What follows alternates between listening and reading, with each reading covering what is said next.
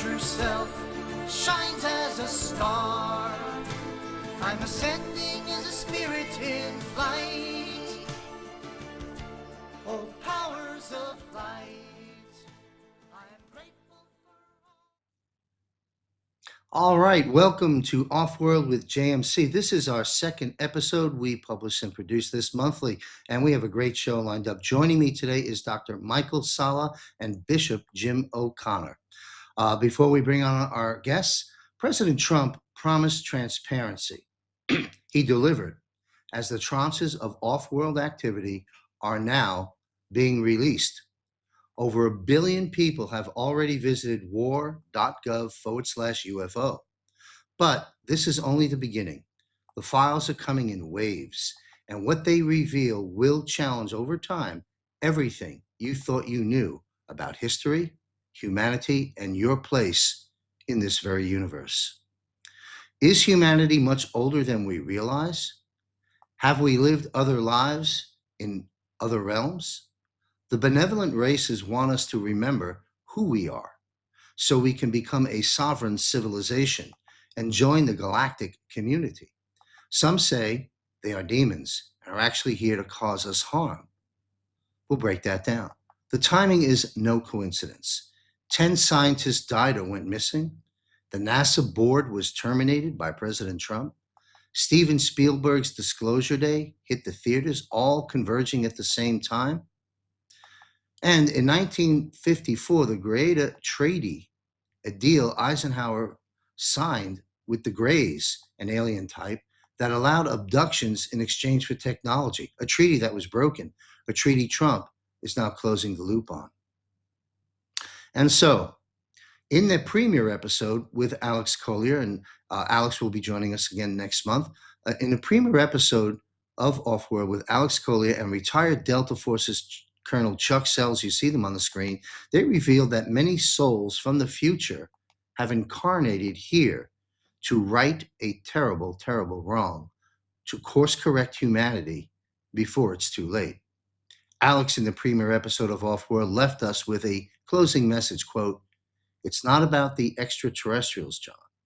This is all about us. Their purpose is to help remind us of who we are." So the portal is now open. Come on through. Come join us. Where we go one, we go all. Now, of course, the UFO UAP files have reached mainstream media. How could it not? Let's check out this report by Jesse Waters. I'll be right back. We are not alone. The Pentagon released the UFO files a few weeks back, and we just found out over 1 billion people have visited the site. 1 billion. It's got to be a record. The War Department says more files will be released soon. UFO experts and top researchers have been investigating aliens for years. Their sources say dozens of crashed UFOs have been recovered, and what they found inside, shocking. And do people think that there's one type of non-human intelligence that's visiting the Earth, or is there many, many types? People who have been involved in recoveries have said there are at least 4 types, 4 separate types. Now, I have not had direct access to that, but I believe the people who I talk to. 4 different types of life. 4 different types of life. 4 different species of aliens. Another scientist called them Greys, Nordics, insectoids, and reptilians. All of them have 2 arms and 2 legs, just like us. Experts speculate the reptilians are scaly with long tails, like a lizard. Insectoids look like a praying mantis. The Greys look like your classic movie alien, and the Nordics look like a regular Swedish guy, but 7 feet tall. We haven't seen the evidence, but Pete Hegseth says more evidence is coming, and there are a lot of believers in Congress. I have seen evidence in a skiff that leads me to believe there are things we cannot explain, and I have observed things that are of non-human origin and creation. That's my opinion. Releasing the files isn't easy. They've been hidden for years, and a lot of people want to keep it that way. The problem we have right now is the deep state's fighting the president on release, and he kept his word, and I suspect some of our not-so-friendly comrades in some of our alphabet agencies are slow-walking a lot of the information. It's about power, it's about control, and that's kind of what runs Washington. So why is our own government fighting so hard to keep these secret? Well, a dozen scientists have either gone missing or died. Now, we don't know if that's related, but people are scared to talk. One I thought was going to do an interview, and then a couple days before sent me a message saying, after further consideration and long talks with my wife, I decided I'd be forfeiting my life if I participated in your interview. And I thought that was like very unsettling message to get, obviously, but also very specific word choice, forfeiting my life. Wow. Well, you hand it to Jesse Waters. They have arms and legs just like us, and the Nordics look like a Swedish guy. Anyway, important report. This topic, of course, has hit mainstream news, as it should. And let's get on with this broadcast. I'm very excited to introduce my first guest. Dr. Michael Salla is an internationally recognized scholar in global politics, conflict resolution, and U.S. foreign policy. He has taught at universities in the United States, Australia, including American University in Washington, D.C. Today, he is known as a pioneer in the development of the field of exopolitics, the study of the main actors, institutions, and political processes associated with extraterrestrial life. He's been a guest speaker on hundreds of radio and television shows, including Ancient Aliens, Coast to Coast, AM, Redacted, and featured at national and international conferences. His Amazon best-selling book, Secret Space Program, book series actually, has made him a leading voice in the truth movement. His website is exopolitics.org. Please welcome to Offworld, Dr. Michael Salla. Thank you for having me on the show, John. Thank you, sir. It's a pleasure to meet you. To our audience, the doctor and I just met moments ago for the first time in the digital green room, and it's an honor to have you here. Before we begin, I have some questions I'd like you to weigh in on. And sir, you can certainly take us anywhere with your deep breadth of knowledge of the subject matter, any way you choose. But before we begin, and of course, many of our viewers follow you and know your work, but a lot of new folks are coming aboard, and certainly a whole lot of new folks are coming aboard to this subject matter, thanks to President Trump finally releasing top secret files that have been there since, I guess, the 50s. Talk with us, if you will, about what triggering event, if there was one, that brought you into this space of extraterrestrial. Like, how did you make the transition from the work you were doing into this space? Well, I was an assistant professor at the American University in Washington, D.C., and I was teaching in the International Peace and Conflict Resolution Program, mainly graduate students. And in May of 2001, I saw the Disclosure Project press conference that was organized by Dr. Stephen Greer, and that had 21 military and corporate and NASA officials coming forward to talk about what they knew about UFOs, extraterrestrial life, and a cover-up. And when I saw that, I just knew it was real. And it just shocked me, and it changed my life completely, because up until that time was pretty much a conventional international relations scholar, followed all the main theorists and wrote about that and did field work. And I was doing that research. And now I find out that there's this cover-up of extraterrestrial life, and UFOs are extraterrestrial in origin. And so I began a deep dive into the literature. And so it took me about 20 months of diving into every book I could find discussing UFOs, extraterrestrials. And at the end of that, I decided that this was something I was going to make my research specialty, that I was going to do that. And as a consequence, essentially my career as an academic came to an end, because the university didn't want to have anything to do with it. And I was told in my dismissal letter that this new field that I was interested in, which I was calling exopolitics back at that time, had no place within a university. So that was back in 2004 when they told me that my position wasn't going to be renewed and that my new research interest in exopolitics had no place. So now, 22 years later, we have this dramatic shift where all of a sudden the extraterrestrial phenomenon and the cover-up of UFOs and what's been happening behind the scenes is now mainstream news. So I'm very happy with that transition. But what we're seeing at the moment is really just the low-hanging fruit. Like you mentioned, the 4 tranches of UFO files that were released on the Department of War website. Well, they are kind of like very basic documents in terms of just documenting the existence of UFOs without giving any real analysis. And the vast majority of those documents were already available. Some of them have been available for 70 years. And these really just kind of like scratch the surface of what's going on. And what I've been doing over the last 25 years now is diving deep into this field and finding out much more about the covert programs that have been set up to deal with the phenomenon, looking at the reverse engineering that has been happening behind the scenes, the development of secret space programs, negotiations with multiple extraterrestrial species. So, yeah, there's a lot to talk about. Well, thank you, sir, for sharing that with us. And, a common theme that, as I was listening, is cover up. Don't want us to know. The university, as you know, turned a blind eye, if you will. Of course, it should be in the curriculums today. But having said that, we're in the reveal stage. We're in the awakening stage on this planet, in my opinion. We certainly see that playing out with the Q drops and President Trump and everything that we see being exposed, the fraud, the abuse, the financial fraud, the fake news, pretty much almost everything we've been taught about our life and history, by and large, or to some extent, has been a lie. And now we're in a point where the truths, they're coming out, and I'll quote the president, nothing can stop what's coming. And now we have the same mindset when it comes to off-world activity.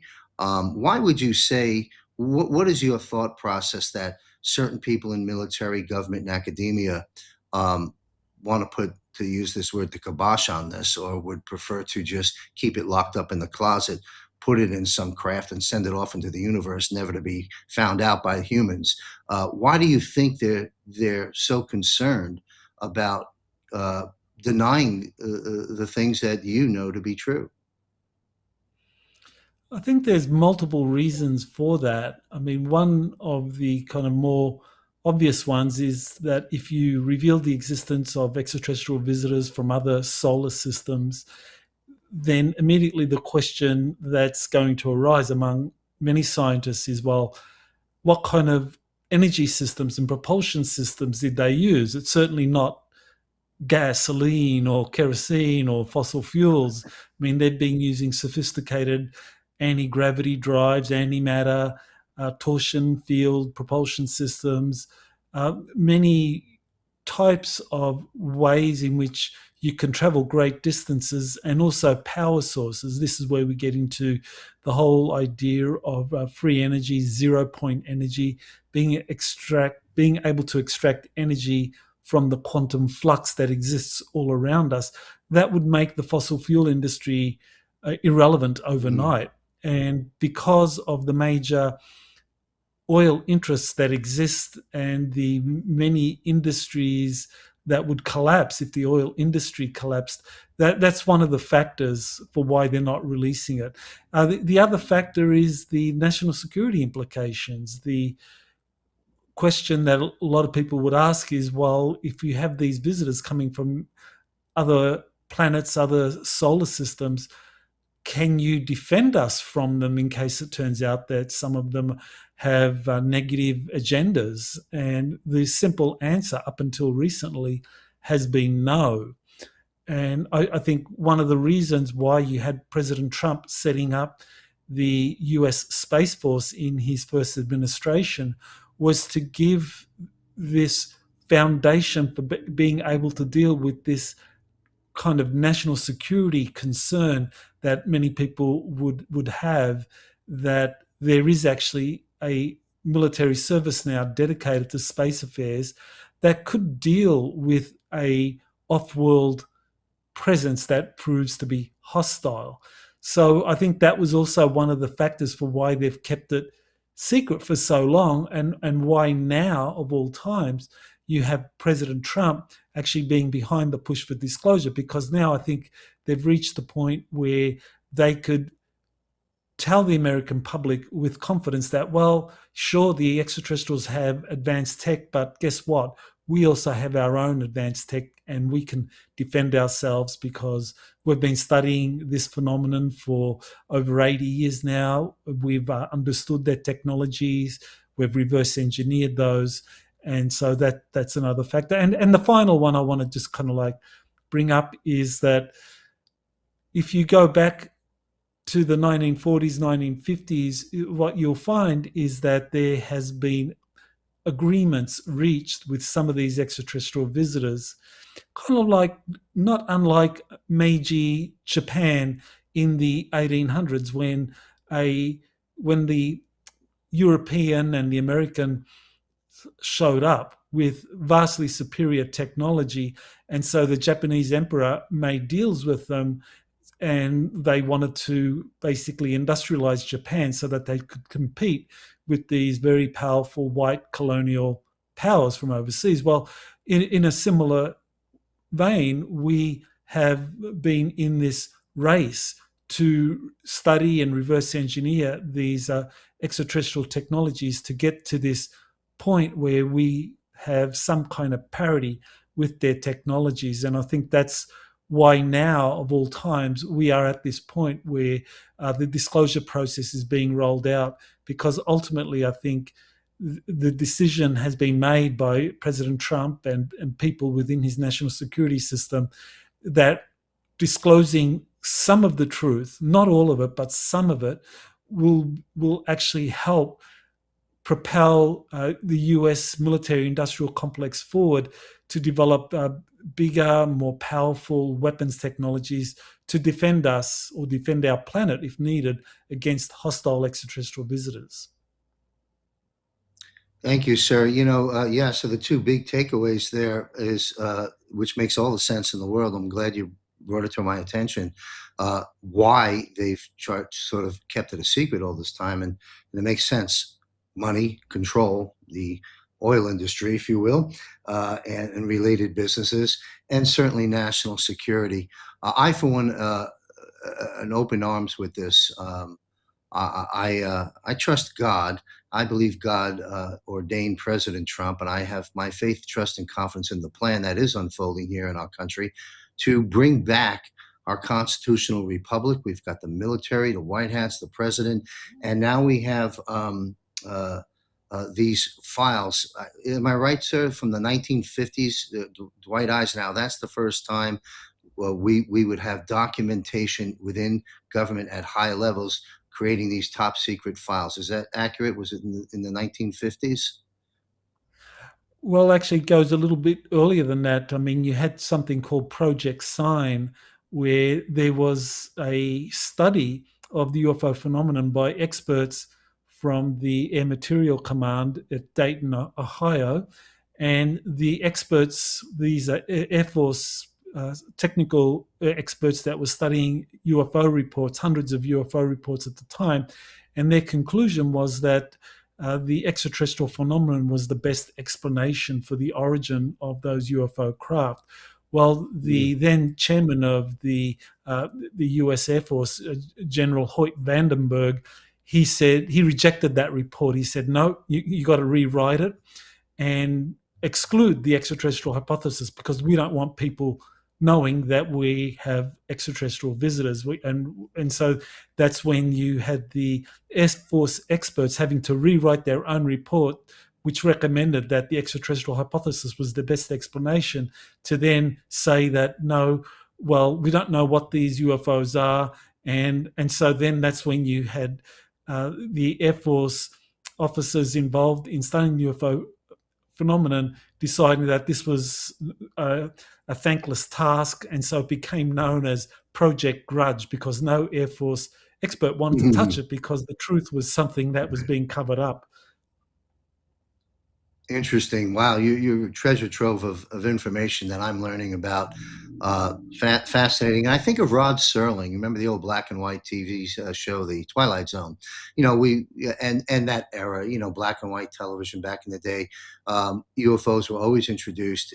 Of course, as not as fact, but it was a slow drip on us, and certainly Steven Spielberg and so forth breaking on the scene with Close Encounters of the Third Kind and E.T., and then all the films that have come ever since have been a slow awakening for us since everybody else seemed to close the file on it. That takes us to Anna Paulina Luna. She spoke recently with the president and others in the administration concerning UFOs as it relates to whistleblowers. Can you elaborate on any insights that you may have about her discussion with the president concerning the role of whistleblowers? What's going on there?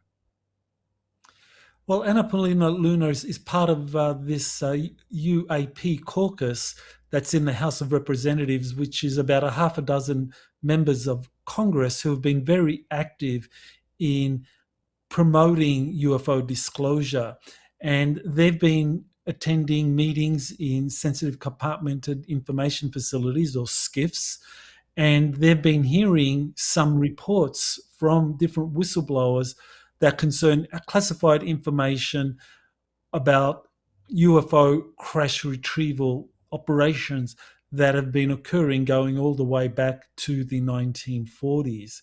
So she has been really wanting to get these whistleblowers protection so that they could talk about this openly, because they can talk about it in SCIFs without violating their non-disclosure agreements. But because they've signed non-disclosure agreements, that means that publicly they can't talk about these kinds of issues. So she's been approaching President Trump, trying to get him to pass a bill or executive order giving protection to these whistleblowers so that they can talk about this kind of classified information, because that'll certainly blow the lid on the UFO cover-up if people are told that we've actually recovered some crashed UFOs and that they had non-human intelligence remains among the debris. Yes, it opens up a few other questions I'd like to ask you. In my monologue, if you will, I commented on let's say 10 reportedly dead or missing scientists and people that worked within this arena, notably David Wilcock, as well as some board that has been around for decades, that the president terminated every one of them on that board. So the subject of protection for whistleblowers becomes very important when we think about the comment I just made. And do you have any views or opinions about the, quote, disappearance and or reported deaths of these individuals and the timing of it? Well, that's very interesting that you asked that question, because recently I interviewed an eyewitness who says that he met one of those dead scientists and that she allegedly faked her death. And so this is something that's kind of very controversial, because this is one of these missing scientists who essentially had to disappear because she took up a position in a classified underground facility located under Green Mountain, Alabama. And so this is something that's not well known. People are aware of Huntsville, Alabama, which is where you had the German rocket scientists relocated under Operation Paperclip, and you had the Marshall Space Flight Center there, which was created for the Apollo program. And more recently, you had the decision to relocate the United States Space Command from Colorado Springs in Colorado to Huntsville, Alabama. So people didn't realize that, in fact, that there is this underground spaceport at Green Mountain.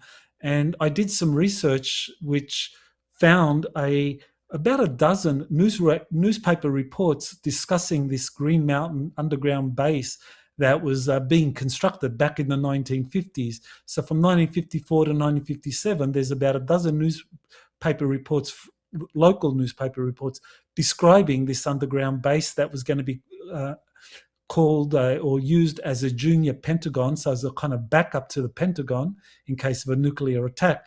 And then everything went secret in 1957. And so apparently, according to this eyewitness, this underground facility is a place where you have had a long-term cooperation between the US military and these Nordic-looking extraterrestrials who have been training the US military on how to fly these hybrid base or these hybrid spacecraft.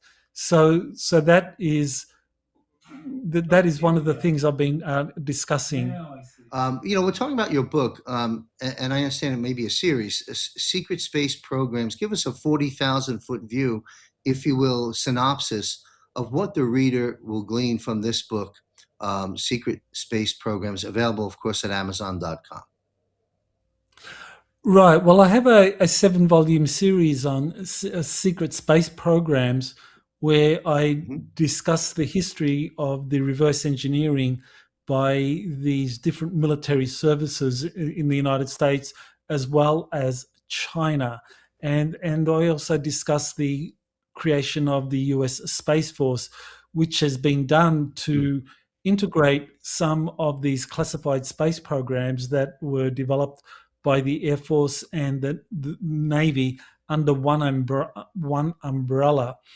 And you also have the creation of the US Space Command, which, as I mentioned, is being relocated to Huntsville, Alabama.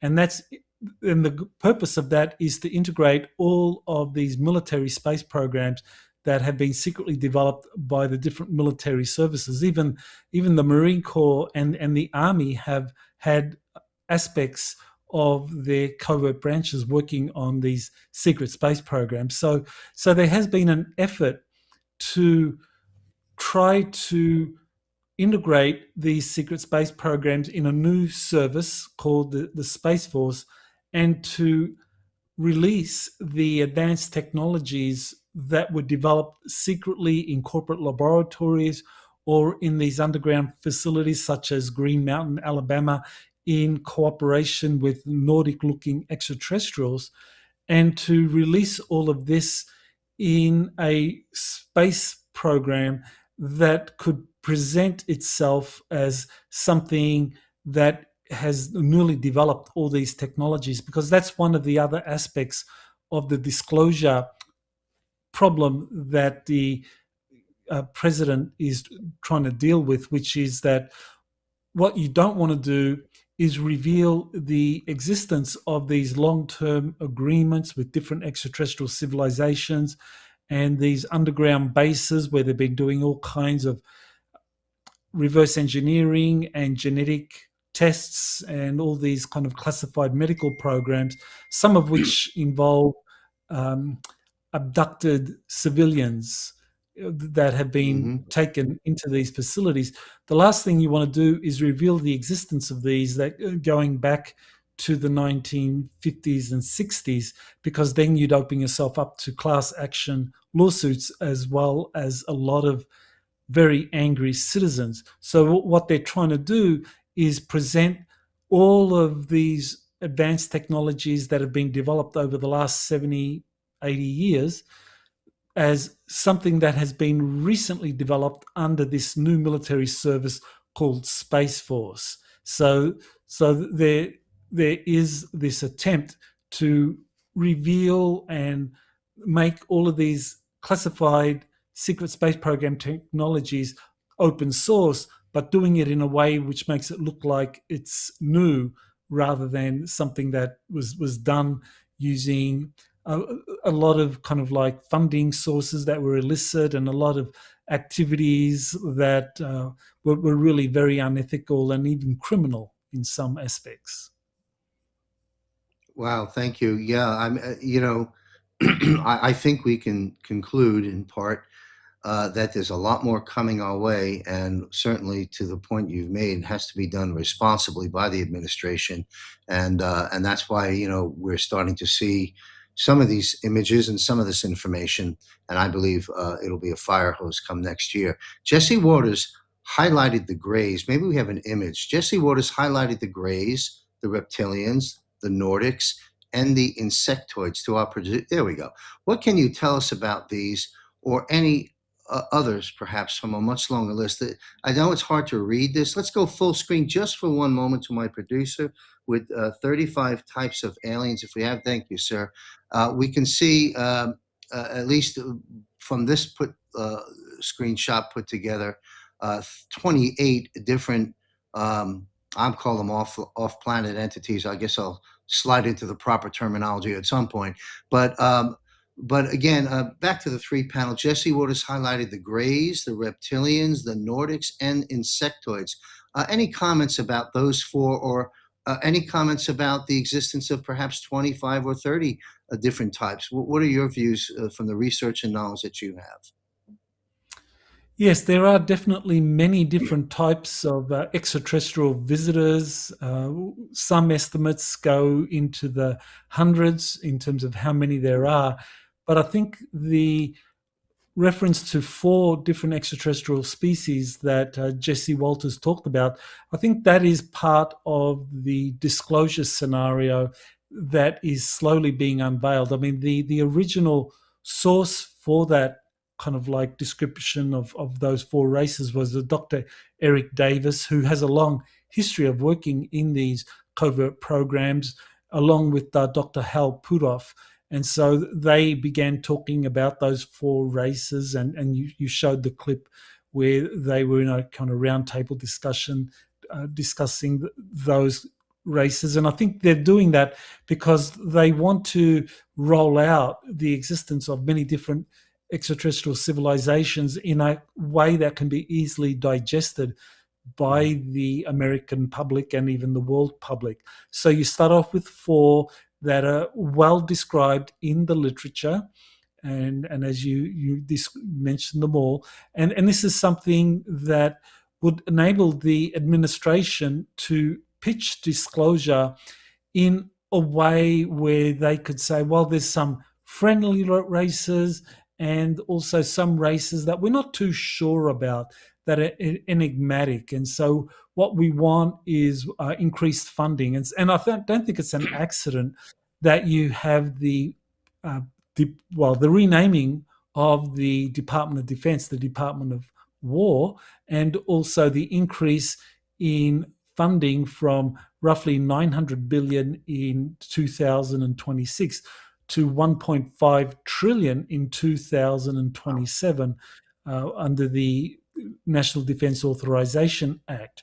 And I don't think that's an accident. It's because what is going to be happening in the next few months is a disclosure where people are told some of the truth, and they're going to be left with the idea that these extraterrestrial visitors are here. Some of them are not so friendly, and what we need is a strong military industrial complex to be able to deal with them. And we need to build some of these new technologies that are going to be released in terms of these flying saucer or flying triangle craft that have been really around for decades, that were reverse engineered by many corporations on behalf of the US military. But they're going to be rolled out in the near future as something new that were just built because these corporations have been finally able to reverse engineer these technologies. And they're going to say that, well, what we need to do is build hundreds of these. So you're going to have like 80 squadrons of flying triangle, flying rectangle, or flying saucer type craft powered by zero-point energy systems or nuclear fusion systems using anti-gravity or torsion field propulsion systems. And all this is going to be rolled out, and it's going to be a completely new science about how these kinds of technologies are operating, and one of the new kind of technologies that is being used are these brain interface technologies, where the brain or the mind directly interfaces with the technology. So it's not like the old way of instrumentation that you control with your hands. It's just like the mind controls it. And this is one of the things, going back to this Green Mountain base that I mentioned earlier in Huntsville, Alabama, that has been found to exist, that the Nordic extraterrestrials that are at that facility, they're training pilots from 30 different nations how to use these brain interface technologies so that they can fly these hybrid spacecraft that were built using both human and this Nordic extraterrestrial technology. Wow, a lot of fascinating, intriguing, exciting, and by some measures, one could say concerning things coming our way. What degree of concern do you have for the safety of mankind as we continue down this trajectory of interacting with these technologies and these off-world entities? What's your degree of concern for our safety? Well, I don't think we are in any great danger as a civilization, for the one reason we have a lot of powerful, benign extraterrestrials that are working with particular factions of national governments. And I believe the Trump administration is working with one of these very positive extraterrestrial civilizations. Some people call them the Galactic Federation, and you had a Israeli professor, Haim Eshed, coming forward in 2020, revealing the existence of this Galactic Federation, and he explicitly said that they're working with the Trump administration and that they were coordinating with Trump on disclosing the existence of extraterrestrial life. And that was at the end of his first administration. We all know what happened after that, but now he has come back into office, and once again that relationship has resumed. So what I think is happening is that there are very positive forces within the US associated with the Trump administration, and also other countries, Russia and China, who are all collaborating with this positive extraterrestrial group called the Galactic Federation. And so they're going to kind of like be a mentor to humanity. And it's not so much unlike the Star Trek series Deep Space Nine, where there was this planet Bajor, where Bajor was kind of like being courted for admission into the Federation after having been colonized by these kind of reptilian entities called the Cardassians. I mean, that is actually a form of predictive programming, because really the Earth is very similar. We're in a similar situation. We're coming out of a long history where a kind of negative extraterrestrial group associated with the reptilians has been controlling our planet, and the grey extraterrestrials have been a part of that control system. And now we're moving towards working more openly with these Nordic extraterrestrials that are associated with this Galactic Federation. And recently, Professor Eshed came forward with Uri Geller and confirming that it wasn't just the United States, but also Israel is working with this Galactic Federation. So I believe that we as a planet, we are going towards a future where we are going to be integrating with this Galactic Federation, and they're going to be like our mentors in the galaxy, like helping us steer through all the dangers in some of the negative extraterrestrials out there. So it is a dangerous neighborhood, but because we are aligned with this Galactic Federation, then I don't think the Earth is under any kind of immediate threat from external extraterrestrial races. The only threat is if we make very poor decisions in terms of AI and advanced robotics and quantum computing and so forth. Wow, interesting choice of words. Mentors to humanity. I like the way that sounds. And you opened up the dialogue of the Galactic Federation. I'd love to have you back on a future episode and break that down a little bit further than I have the time for today. We have a good friend at JMC Broadcasting, retired Lieutenant Colonel Tom Lennox, who frequents our military panel as well as a financial show discussing QFS and so forth. But he spoke about the Galactic Federation, stating to feed your narrative, sir, about President Trump working with the Galactic Federation, that the president has actually gone through a portal of sorts to the, I'll call it the other side, I don't know, and is working in a pretty high capacity with these entities. Fascinating. We're going to dive. Maybe we'll bring Tom Lennox to our producer. Let's take a note here. Tom Lennox on a future broadcast with Dr. Salla and start discussing this a little bit further. To my producer, if you can, while we've got the doctor here, if you're able to, if not, that's fine. Pull up images 1 through 8 that we ran previously of the Nordics and the reptilians and the various aliens as seen in images, at least with the president on military bases. If you can run those clips on a 3-panel, that would be great. While we're looking for them, there we go. And you can just kind of take your time and run a few of these images here and there while I'm speaking to Dr. Salla. Dr. Salla, what do you make of these images? Some of them clearly, and there are videos, some of them clearly are official from the tranche that's been released, and some of them may be just AI or whatever. But what do you make of these images one way or the other? What are we looking at? Well, I think what we have are very suggestive images. They have been created using AI. I mean, one of the images which shows Donald Trump walking alongside a very tall grey alien who appeared to be in shackles.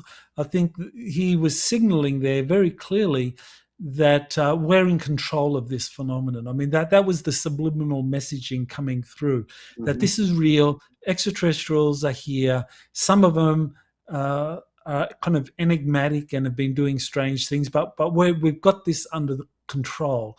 And I think that's because Donald Trump is working with these human-looking extraterrestrials depicted there. Again, that's using some kind of AI imagery. I don't believe that those are genuine images, but they are kind of like AI created.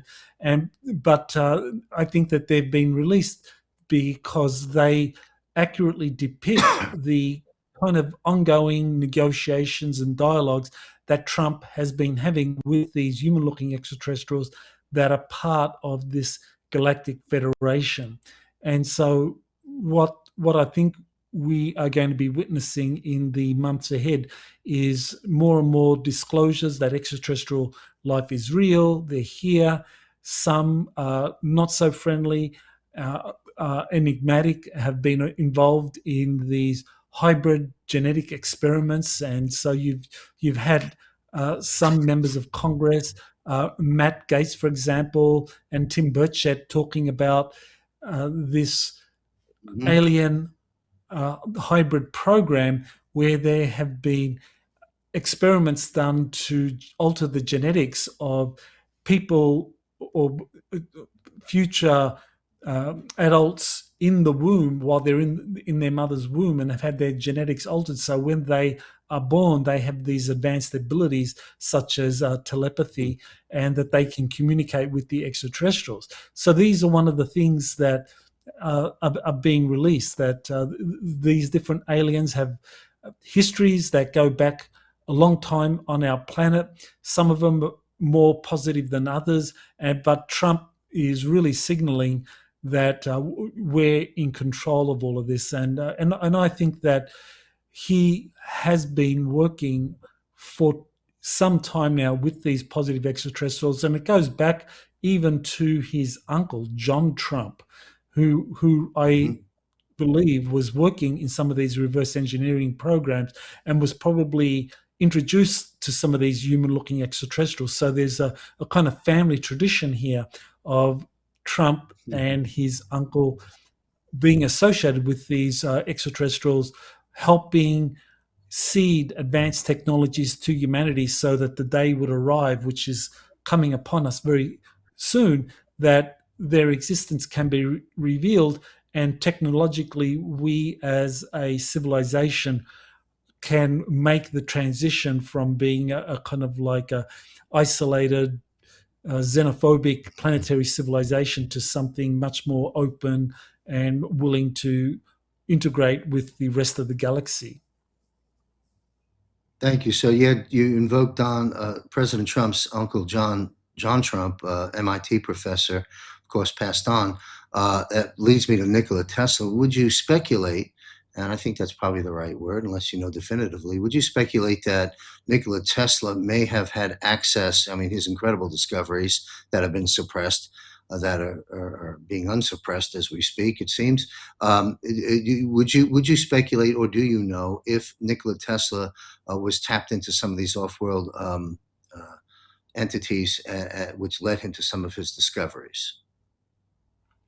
Definitely. There's a book authored by a Canadian researcher who was very closely associated with Nikola Tesla, Arthur Matthews, and he described Nikola Tesla as revealing to him that Tesla was actually dropped off as a baby to his parents by extraterrestrials. Now that might sound really incredible and far-fetched, but there's a 1989 Defense Intelligence Agency document that was verified by Dr. Robert Wood that described this process whereby these human-looking extraterrestrials would drop off babies in human society, and this had happened in the United States and happened in the case of Nikola Tesla. And these babies would grow up and believe that they're humans, normal humans, but they have the genetics and the abilities that are linked to these extraterrestrial civilizations. So Nikola Tesla was getting a lot of information from these extraterrestrials who he genetically was connected with, and at a certain point in his life he realized that he was actually part of that group.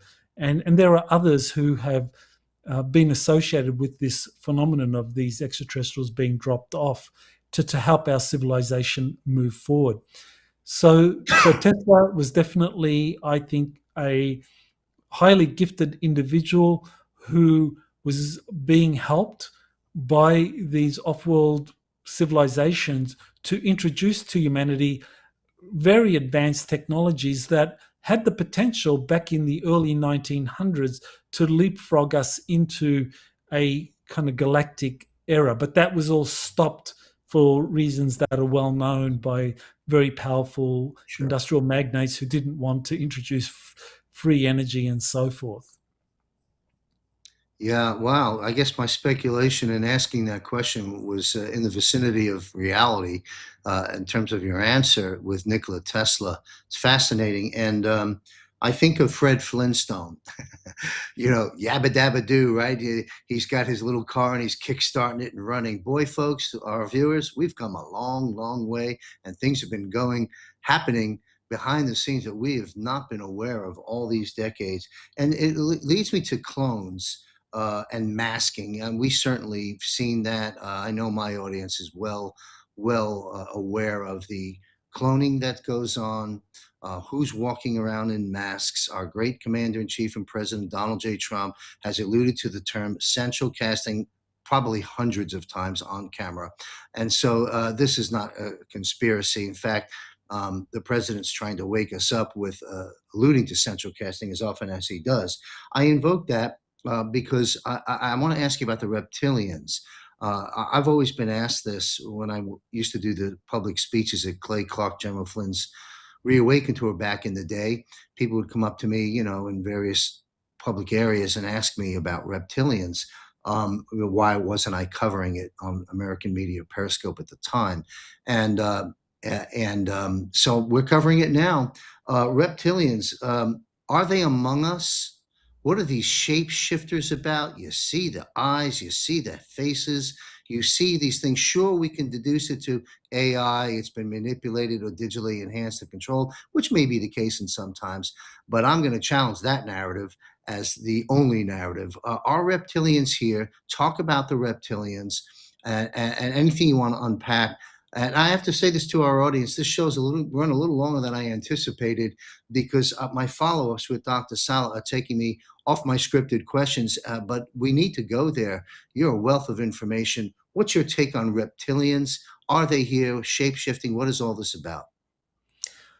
Well, there are two types of reptilians that we really need to keep in mind here. One are indigenous to the Earth. They've been here millions of years. They actually predate humans on Earth. I mean, they were among one of the earliest civilizations here, and they have been relocated to underground because after the say 65 million years ago, when you had the dinosaurs being wiped out, that actually corresponded with an event that had been contrived by, let's call them the kind of like human-looking extraterrestrials that wanted to populate the Earth with humans, and that for reasons that are not so clear, the reptilian presence on the surface of the planet was deemed to be undesirable. So the reptilians had to relocate to the inner Earth.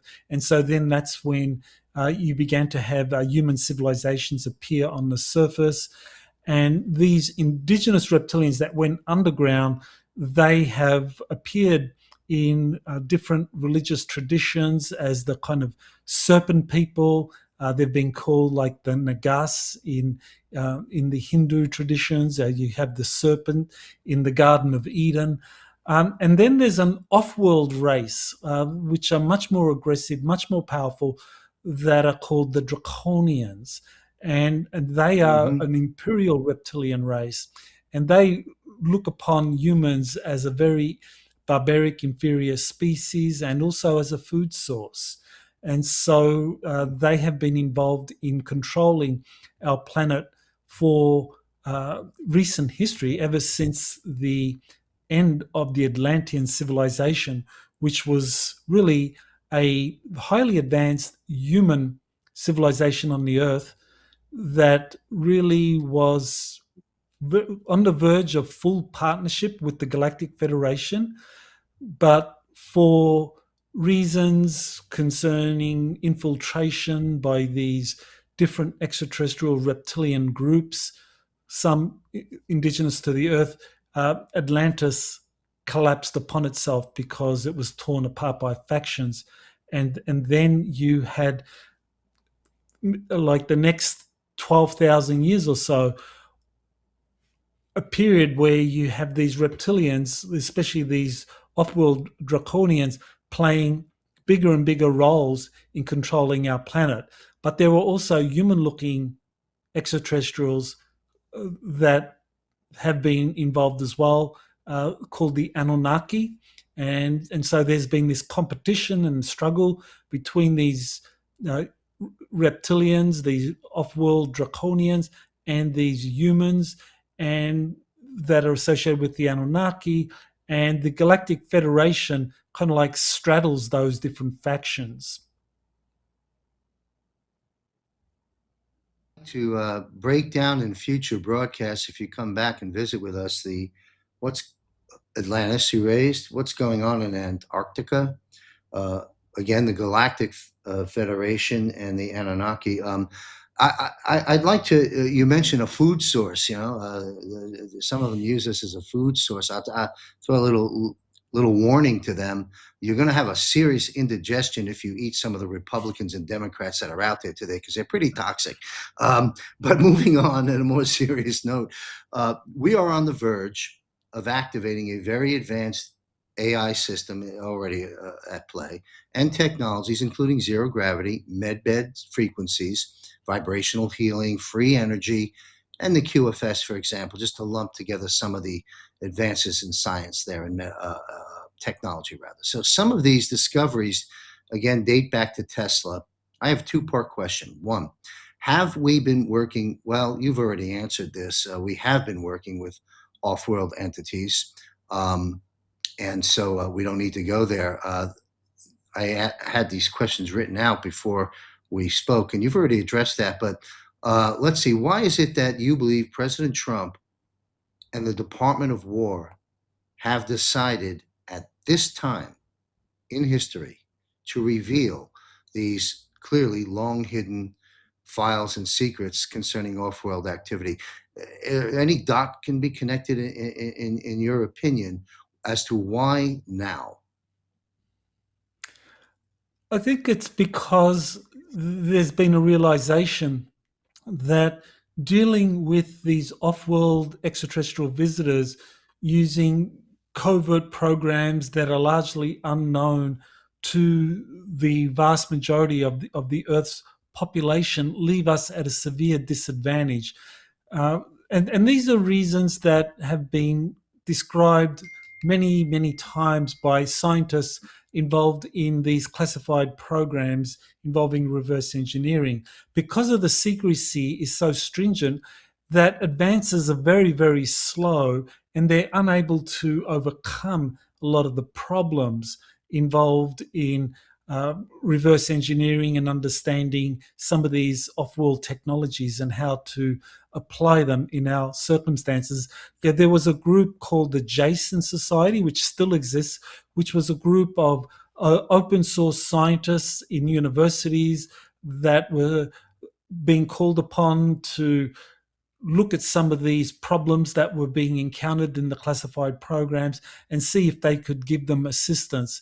And that was partially successful, but the decision has been reached that if we continue this way, eventually things are going to collapse. What has to happen is that this information has to become open source, because you move from a kind of like a covert world of developing extraterrestrial technologies, understanding them, and finding and retrieving ancient technologies dating back to the Atlantean era and even civilizations prior to that, with, say, a few thousand scientists that are in these classified programs who, due to stringent security measures, are unable to talk with other scientists because of compartmentalization and so forth. That's a process which has severe limitations, that you need to open source it.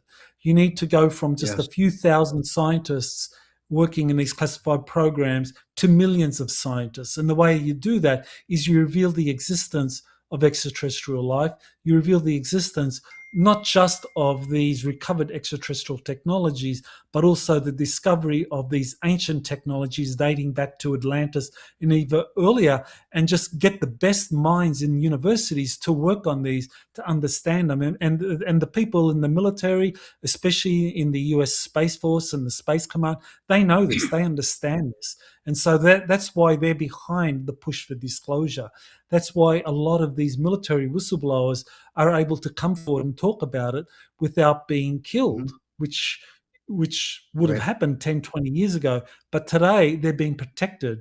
One of the people I work with, Jorge Pabon, or JP as he's known, I mean, he was in the US Army for 4 years, and he was being taken to these different off-world facilities all over the planet, whether we're talking about ancient civilizations, whether we're talking about spaceports, whether we're talking about off-planet locations where you have collaboration with extraterrestrials. He was taken to all these places because there were people in the military that wanted that information to go public. And so I've been working with him to make that public.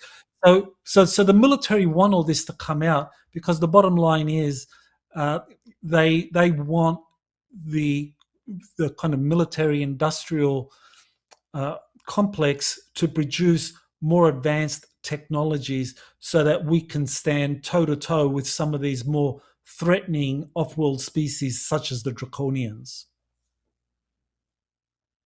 Thank you for all those valuable insights. I'm certainly learning a lot, and clearly great changes coming our way. I've got a final question for you, sir, and if you can you stick around? I'm going to bring on our other guest who's patiently waiting in the digital green room. Will you be able to join us on a 3-panel discussion? Yes, I can. Yes, thank you, thank you. My final question before we bring you back: the alliance. I use this term a lot, and so do many people in our movement, if you will. Certainly, a lot of those in the podcasting world, and a lot of military folks that I interview. The alliance. One could define the alliance which is broken down by President Donald Trump, the U.S. military, by some measures, maybe 40 other countries that have been working at least since 2016, 17, in the operation, this global operation to help free humanity and to restore our constitutional republic and bring all these technologies and things in to unify us, the currency transition. There's so much going on. But the alliance, if you will, I'll wrap this into a question. Our military, perhaps 40 other militaries and countries working with us to combat this evil in this spiritual battle. Would you say that part of the alliance, and I'm certainly connecting the dots on it, listening to this broadcast and the premier broadcast we had, would seem to me that the alliance would also consist of perhaps the Galactic Federation or other off-world entities. Would you concur on that statement? Yes, indeed. This Earth Alliance involving up to 40 nations or more that are cooperating, I think that is a very important aspect of the agreements that have been secretly reached behind the scenes between the Trump administration and the Galactic Federation. And a very important aspect of that are the Artemis Accords. Now, I mean, the Artemis Accords involve over 60 nations now that have signed these bilateral accords with the United States, with NASA and the State Department. And the Artemis Accords set up the foundation for space collaboration and also the foundation for a collaboration in terms of defense. So you can have the space commands of those 60 plus nations all working together under the kind of like oversight of the United States. Now, currently, Russia and China are outside of the Artemis Accords, but I think what we're going to see in the future is that Russia will be brought in. Russia and China are already working in the covert secret space programs, but overtly at the moment, it's Russia and China are trying to set up a kind of rival alliance, but the Russians have been working closely with the United States for decades now in space, and just recently you had a rocket taking a Space Force colonel from the Baikonur Cosmodrome to the International Space Station. And so that's very significant because what that shows is that even though on the one hand you've got this tension between the US and Russia over Ukraine, where the US is kind of like, the covert branches of the US is working with the Ukrainians, the Trump administration is reaching out to Putin to reach an agreement. And so space is part of that agreement. So, yeah, overall, the Earth Alliance is very real, and the Trump administration is coordinating all of these 40-plus nations in dealing with this ancient control system on Earth that involve these greys and these reptilians that have been the controllers, and replacing them with this Galactic Federation, who are going to be acting as mentors for humanity as we enter into a galactic era.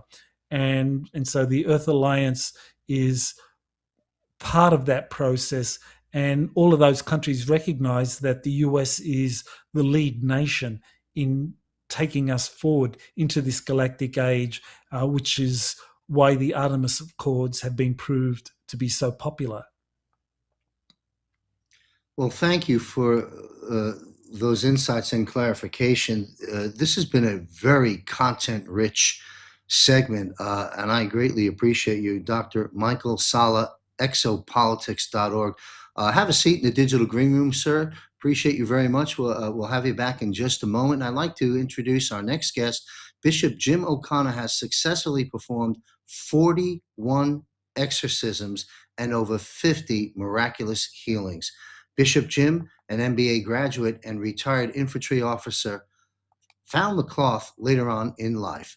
Throughout his 20 years of military service after graduating West Point, both as a paratrooper and command and control warrior instructor, including specializing in anti-terrorist operations, Jim witnessed firsthand and was persecuted by George Herbert Walker Bush's regime for uncovering the deep state satanic infiltrations across the military, government, and later private enterprise. Fascinating journey this bishop has had. He also has earned his MBA. Jim will discuss with us today, in his view, from a biblical principles perspective concerning off-world entities, demons, fallen angels. Are they good? Are they bad? ETs and aliens. Also, some of you may remember Jim. He attended one of our Global Defense War military panels when we first launched it last year. We should probably have you back on one of those panels as well. Please welcome America's veteran exorcist bishop, Jim O'Connor. Oh, it's great to see you again, Michael, or John Michael. A little nervous. What a great introduction. Thank you. Well, thank you for being here. To our audience, the Bishop, Jim and I had the opportunity, I don't know, maybe within the last week, to meet privately on Zoom. Sometimes I like to do that to really get to know our guests. He's an incredible man with an incredible journey. And we're unfortunately won't be able to get into a whole lot of that in this short time we have today, but we'll have you back on various shows. I greatly appreciate you being here, sir. What do you glean before we get into some of the questions that I think, that I absolutely want to cover with you? Before we go there, well, what did you glean if you were listening to the discussion I just had with Dr. Salla? Any comments or viewpoints? Well, Dr. Salla is a wealth of knowledge. And I believe he's telling us the truth as he knows it. And there's a lot more going on than we understand. But that doesn't That's mean for sure. that doesn't mean that God is in charge of all of it. And I think when we talk about the 9 different races of angels, that it'll be easy to kind of identify them with some of the extraterrestrials that Dr. Salla talked about, because they're really not from this world like we're from this world, the angels and the demons, but they're sent here or allowed to be here by a creator who knows that we're on the battlefield between the battle of good and evil. And evil can be unbelievably, grossly evil. And it can also be sneaky, almost like it's good evil. And we have to be aware of both. And I believe the different races of these extraterrestrials or these fallen angels and the different races of angels, that we'll know them by what they try to get us to do and how they really try to help us, and they do it out of love or a lust for power. It requires us to have discernment and have a great relationship with God the Father, God the Holy Spirit, and our Savior. And I'd like to just go over the 9 different races or choirs of angels real quickly. Seraphim. They're light beings. They comprehend God with max clarity. The highest of these seraphim at one time was Lucifer. And Lucifer was so impressed with himself, and so were many of the different races of angels, that 1/3 of all the angels, 1/3 of every one of the race of angels followed him, and they were cast out. And because they were cast out and don't live in love, their appearances and their lust for bad things have deteriorated. So a seraph seraph doesn't look like a seraph anymore. It looks like a monstrous demon, Hmm. kind of like one of the demons that our friend Chuck Salla saw on May 17th. That would have been a fallen seraph. Hmm. But that one disappeared as soon as, Chuck raised his rosary and said, law of encroachment, law of encroachment. Law of encroachment prayer is a great prayer. There are Hmm. cherubim who are also light beings. And we kind of picture them as short, cute, little baby looking like beings, but Yes. they're full of wisdom. They contemplate the wisdom of God, which is pretty cool. Not a bad job. Yeah, it is cool. You bet. And then you have the You know, thrones. yes. The thrones, these are also light beings. So we have three races of light beings. Hmm. And these light beings contemplate God's power and judgment, and they help God with all these things. And then if you look at Psalm 82, where you can see that God is frustrated with the gods that help him, the light beings that help him, that because of imprecise language in the Bible, they're also called gods, but lesser I gods, see. small g. Hmm. Uh, Understood. these would be, some of the beings that light beings that hang around God. I mean, it's pretty clear to me. Then you have the next group, dominions, virtues, and powers. Dominions have authority over all the lower angels. Virtues control the environment, the weather, the universe. If you're in the middle of a storm and you ask God to send the virtues to protect you, you'll notice that the storm ceases quite a bit. I've seen this happen many times. The powers, they give energy to the virtues to control things and fight the evil side that wants to make things worse. Hmm. Then we have the last group, the archangels like Angel Gabriel, Angel Michael, patron saint of the Yes. infantry and airborne and the special forces. Then you Hmm. have regular angels that basically patrol and go where they're needed, and you have guardian angels which are assigned to each of us. Yes. And someone may say, well, what guardian angels that aren't in the Bible? Well, if you read Acts 12, I'm convinced that those are St. Peter and St. John were rescued by their guardian angels, but they were rescued by angels. And you look at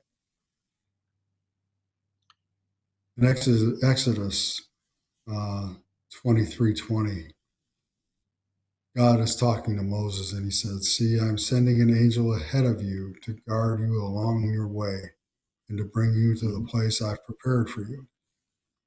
God is telling Moses, it's in the Bible, that they are angels. Hmm. Now, these angels are a different race. And they're not from the ground of the earth like we are, dust to dust. Hmm. So Yes. they would be extraterrestrial.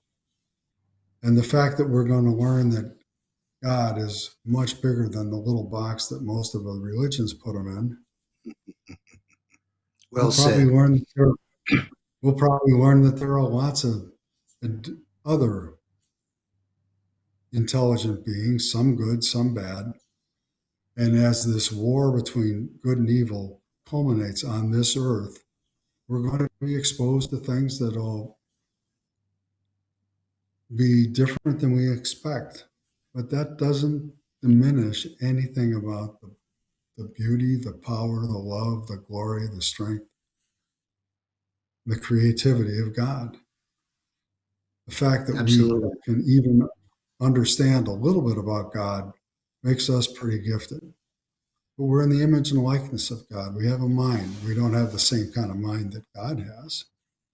But we have a mind. God the Father is the great mind. God the Holy Spirit. We have a soul, a spirit that lives on forever. In the next world, wherever that is. Some of us believe we go to heaven. Some believe we go to hell. Some believe that we may have multiple chances at this life. The Bible is really not clear about that. Religious traditions are, this is a one-shot deal. The Apocrypha talks about reincarnation. It's hard to say what the truth is, but it doesn't change anything that we're supposed to do in this lifetime here. And then we have a physical body. Jesus had a physical body. There are a lot of people that try to get him off the cross because the cross saved us. But the best thing to do is to love God above all things. Love your neighbor as you love yourself, and have that personal relationship with God. If you do those things, you'll be prepared for everything that's going to happen. And Well said. Yes. And if your churches try to make every good person bad because they don't understand them, they're being pretty narrow. Well, thank you, sir. I really appreciate, for me, some good education there on the various different types of angels and so forth. While the premiere episode of this broadcast, Offworld, was overwhelmingly well received, and I'm happy to hear that from our viewers. Thank you. But there seems to be a common line of questioning and challenges to the subject of aliens at hand. And you've just started to touch on that about demons, fallen angels. Are we being deceived with viewers saying that off-world entities are not in alignment with the Bible? You've touched on it, but can you elaborate a little bit about that? And are these off-world entities, ETs, aliens, whatever we would like to call them, are they all evil? Is it Lucifer tricking us once again? You've touched on that, but if you can elaborate on that from your lens, this might be helpful for some of our viewers. It seems to me God has made it clear throughout the scripture that during the end times of the world, that deception will be rampant. I'm going to read something to you that was sent to me by a woman I met, a follower, a viewer on our shows. She says in her heart, she believes that the alien issue is not regarding life from other planets, nor does she think that this life is in any way benevolent or intending to help us. So she's part of a segment of folks out there that have great concerns and sort of challenge a bit of the narrative that we've been talking about here in the 2 episodes of Offworld. What are your views and comments about that, if I framed it properly enough for you to answer? Well, we get back to, we hear how infinitely strong God is at loving. And we look up in the sky and we see all these beautiful stars, more than we could possibly count.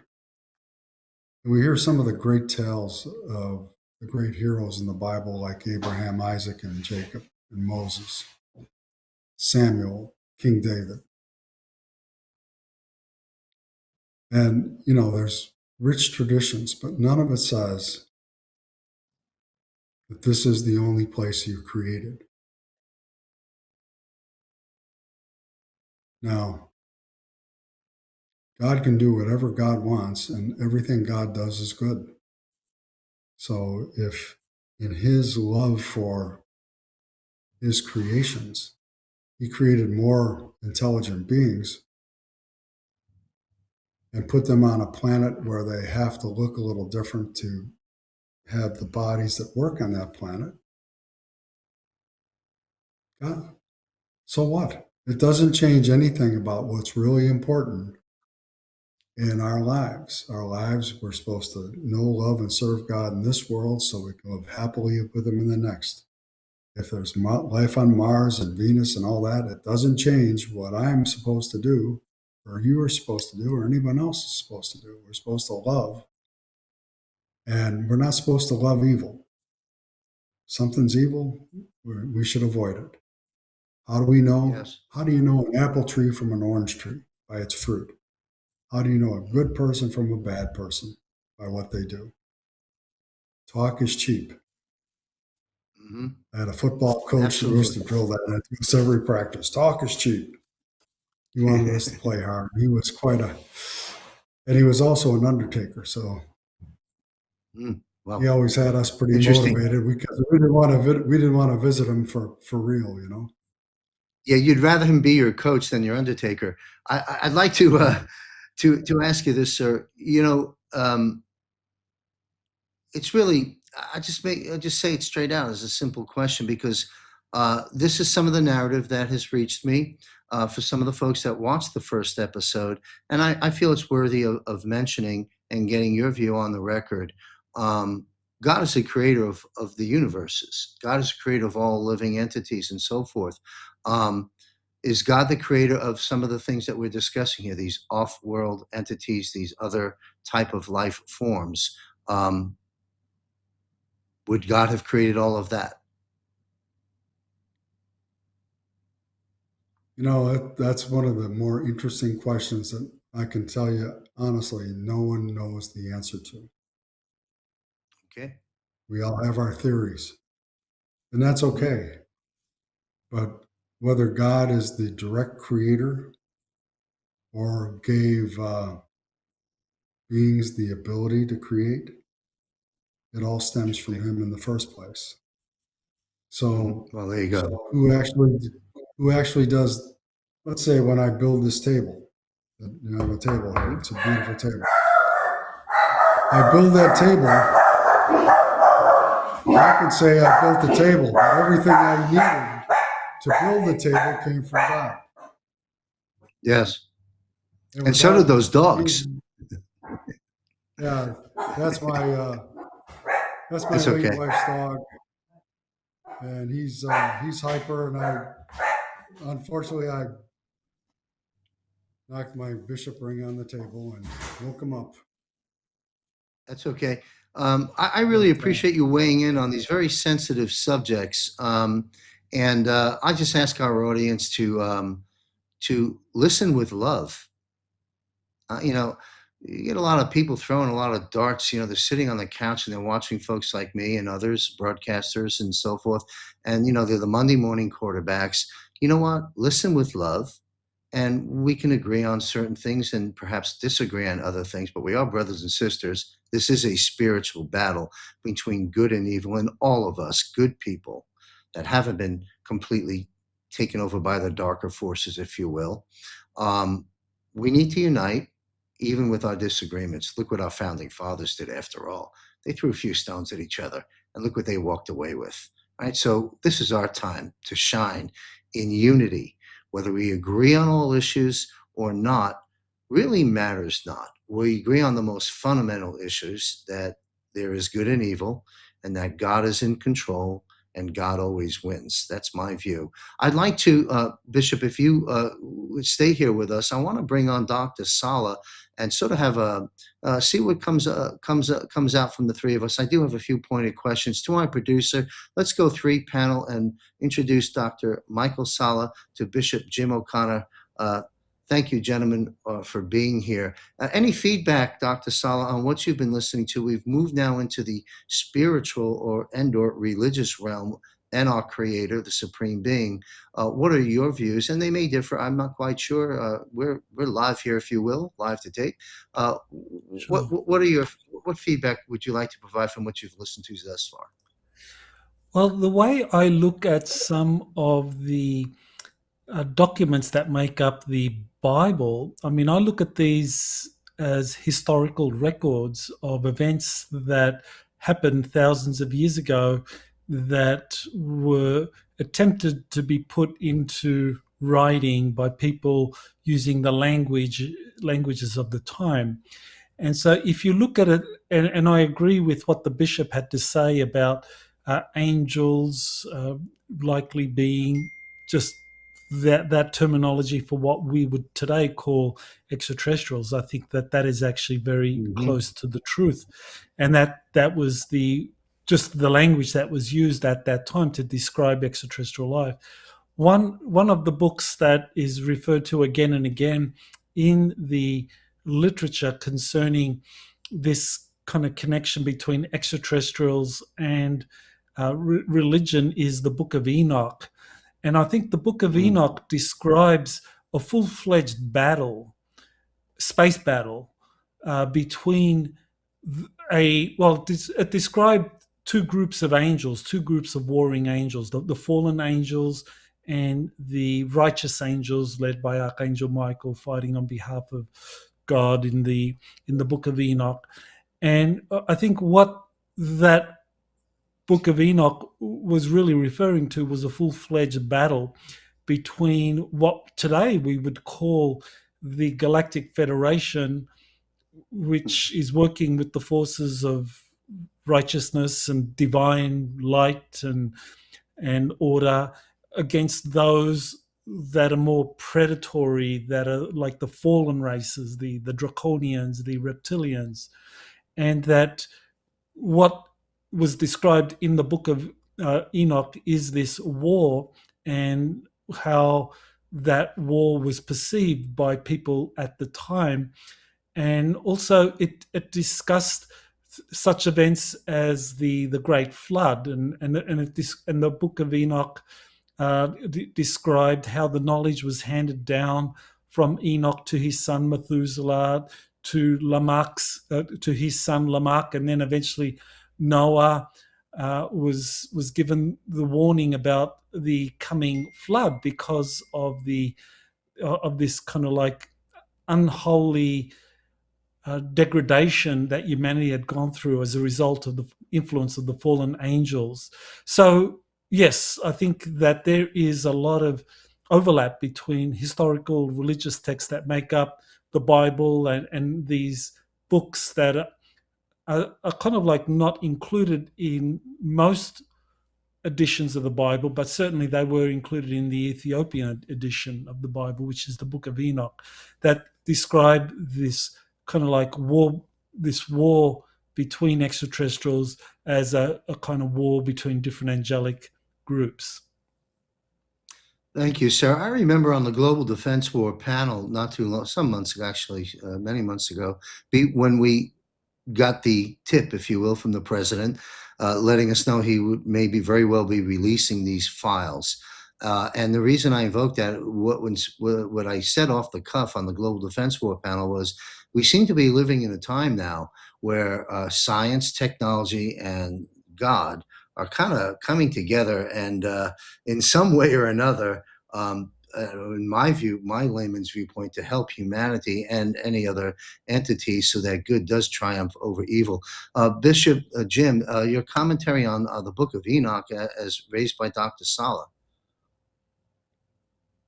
I love the Book of Enoch. It's one of the great books. And I've read it 4 or 5 times. And every time I read it, I learn more.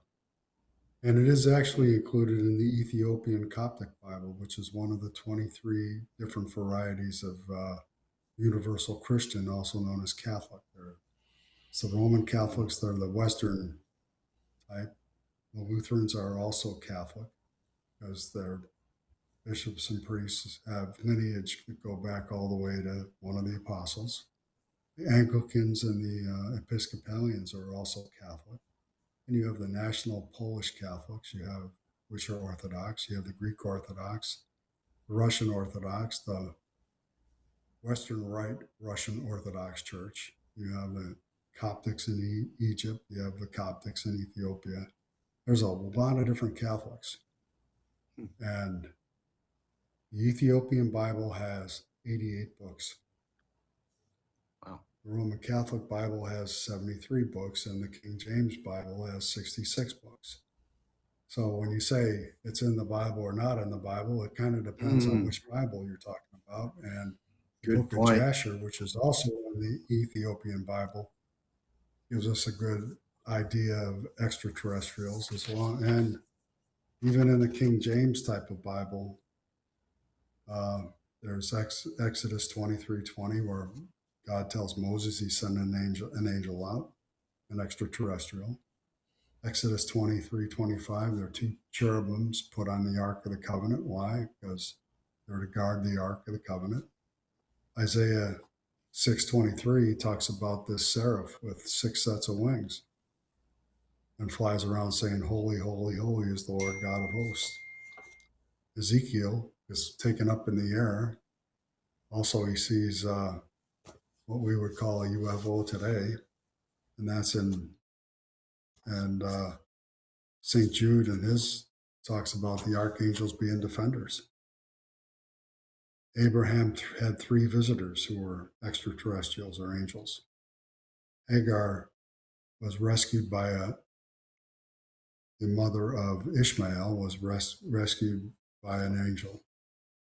Jacob wrestled with an angel in Genesis 22. Gideon and the angels are in Judges chapter 6.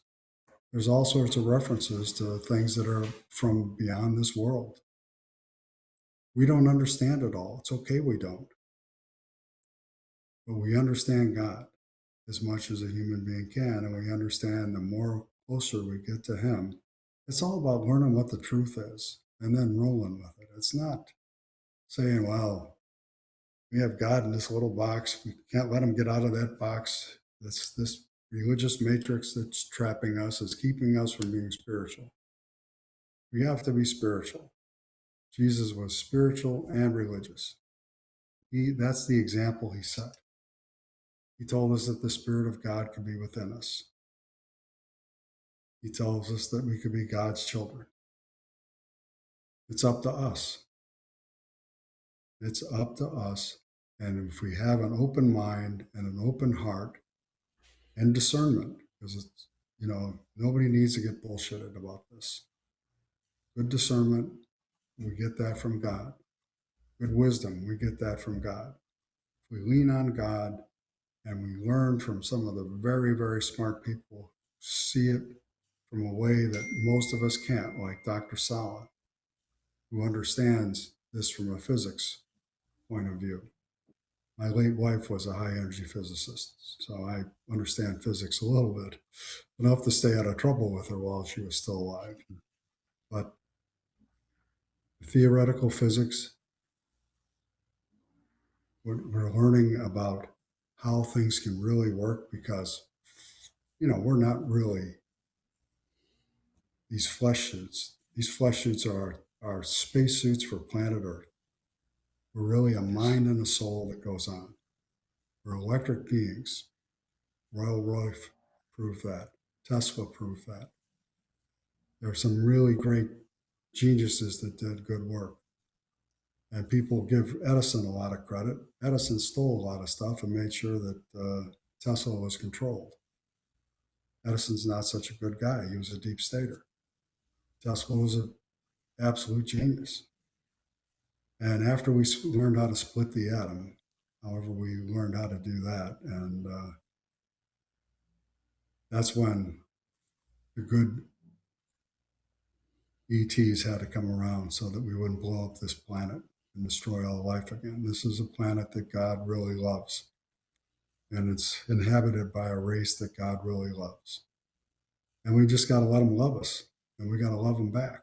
If we do those things, when we learn the truth, it'll just make us say, wow, God is even more cool than we thought. That's the way we should approach it. Thank you, sir. I really appreciate you citing those references of the Bible that you did moments ago that speak to this issue. I think that's very important. I hope our viewers rewind that, if you will. And also the fact that there are so many different Bibles broken down, as you alluded to earlier. And of course, well, I've come to learn, I can be corrected if I'm wrong, but there's been, I think, 22 books of the Bible that have been kept from us that was rescued from the underground tunnels and cities of the Vatican, which opens up another whole can of worms. And I also really appreciate, Bishop, that you differentiated between religion and spirituality, because religion, while it's done a lot of good throughout history, certainly has done a lot of bad, because man has a tendency to get picked up by the darker forces. I want to read something to each of the guests here. We'll go to Dr. Salla first and then to you, Bishop. This was sent to me. It's an excerpt of a more long-winded commentary and question from a viewer. And it says, how is it that we could be the only ones and on only a small to medium-sized Milky Way galaxy that is 100,000 miles big The Andromeda Galaxy is 200,000 light years. There are 2 trillion galaxies in our universe. Is it true that there have been those beings who have come from the future to save our race or humanity? And what does it say that time really does not exist? So this gentleman unpacked a few things here. Do you care to comment on that, Dr. Salla? Any feedback on what Bishop Jim has shared with us as well? I think it's very helpful to understand that non-human intelligence, extraterrestrials, however you want to describe them, that have developed civilizations in different parts of our galaxy don't necessarily exist in our space-time continuum. So on the one hand, I mean, you could look at a system like the Pleiades, and if you had, for example, powerful enough telescopes, I mean, and you could look at each of the planets there, today you might not find evidence of a civilization there, but the civilization might be there like 200, 300 years in the future. But they are coming back to our time era and to this location in space to help us develop as a civilization. And so I think that's one of the things that is very helpful to understand our galaxy and even other galaxies, that in terms of our particular space-time bubble, I mean, civilizations in other parts of the galaxy might exist in a very different space-time bubble, and they can travel back and forth from those space-time bubbles because they have propulsion systems that enable them to go back and forward in time. Now, we haven't yet openly mastered that. I think that's happened in classified programs, but not in open source literature. So, we look at like, well, it'll take us 4 years to get to Alpha Centauri and 4 years to get back. That's 8 years. And similar, if we wanted to go to like the Pleiades, it would take us 400 light years and to 400 years traveling at the speed of light to get there and back. But civilizations that exist in those particular solar systems, they have technologies to be able to visit us, which for them would be in their past. And they can come here and influence us because events that are happening on Earth, especially now with the development of secret space programs, can actually impact the development of life on other solar systems that come from space-time bubbles that might be thousands of years ahead. So yeah, this is one of the things we need to keep in mind when we're looking at the galaxy, that yes, we can understand that there's life out there, but they might be from very different space-time bubbles. Fascinating stuff. Slightly above my pay grade, to use the expression, but I'm intrigued by everything, and I'm real happy that I've launched Offworld so that I can meet guests like yourselves and others that'll be coming on. And Alex will be joining us again in the near future. We're on this journey together, as I said in the beginning of the broadcast. Come through the portal with us. After all, the president's been there, and let's go and learn together. Any other comments or feedback from you, Bishop, on the subjects that we've been discussing here, or anything you and Dr. Salla might want to talk with each other about before I close out with one final question? Well, I think it's, again, important to understand that this creation is far beyond our ability to understand. And there are some smart men and women who are understanding more of it than most of us. Mm-hmm. But God has it all under control. He's got quite a team working for him that has it under control. And if we get help from God, we should take it, because we human beings, we need it. And it's okay. I mean, God would never create something he didn't want or didn't have a reason for. And if he created extra life on other planets that are kind of similar to us, great. That means we have more brothers and sisters. And someday we'll all be in heaven and we'll learn a lot more there. And and that should excite us, not have us throw up our hands and say, it's not in our Bible. Well, you look at the King James Bible and you look at who King James was. I'm of Irish descent. Thank you. King James is not a popular guy in Ireland. When he took over Ireland, he killed 500,000 Irish and enslaved 350,000 Irish. And then he comes out with a Bible. Well, he's a mass murderer and a big slave guy. Probably not the best type of Christian to come up with a Bible. And there are differences in all these Bibles. I've read probably 20 different translations. Wow. Because I'm curious. I want to know. I want to know what everyone thinks. I want to learn. I know that there's no one that really understands the whole thing. And I'm okay with that. But if I understand a little bit more every day, I've done a good thing. And that's the same as if you're investigating some of the things like Dr. Salla is. He's learning a little more every day, and that's a good thing. All we really want is the truth. That's right. If we know what the truth is, then we can handle everything else. Because God never gives us more than we can handle, and he wants us to live in the truth. So if I have brothers and sisters that are in a different type body, I don't really care. I mean, cool. Maybe I can learn something to make my life better. Or maybe one of them can teach me actually how to hit a putt so I can have a decent golf score the next time I play. Because I can hit the crap out of the ball, but that damn putt gets me. And Yes. we're all human. And that's okay. But, I think it's great that we're going to have an opportunity to learn so much more. And I'm looking forward to learning. Thank you, sir. Me too. And this is a time, folks, talking to our audience, that I believe, and I think I may have mentioned this in the monologue in the beginning of this broadcast. We have the founding fathers, the times that try men's souls.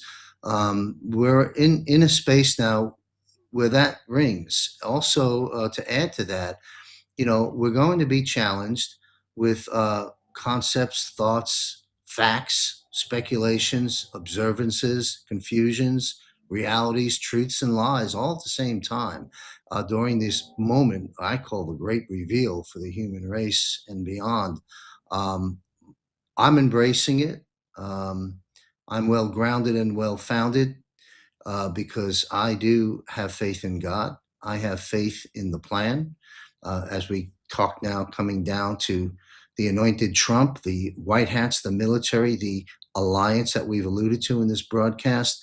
But these are times that are going to be, well, I call it the rug. If planet Earth has a rug on it, carpet, we're all standing on it. Well, right now what's happening, someone's grabbing one side of that rug and doing this. Someone's grabbing the other side. We're all like, whoa, whoa. In other words, our stable datums, if you will, and the things we've held to be hardcore truths, we're finding out some of these things aren't necessarily true. And we're filling the void with some truth. So it's an interesting time. And again, I just say, unite and listen with love. And respectfully, we can disagree on certain things as we all go through this portal and this journey together.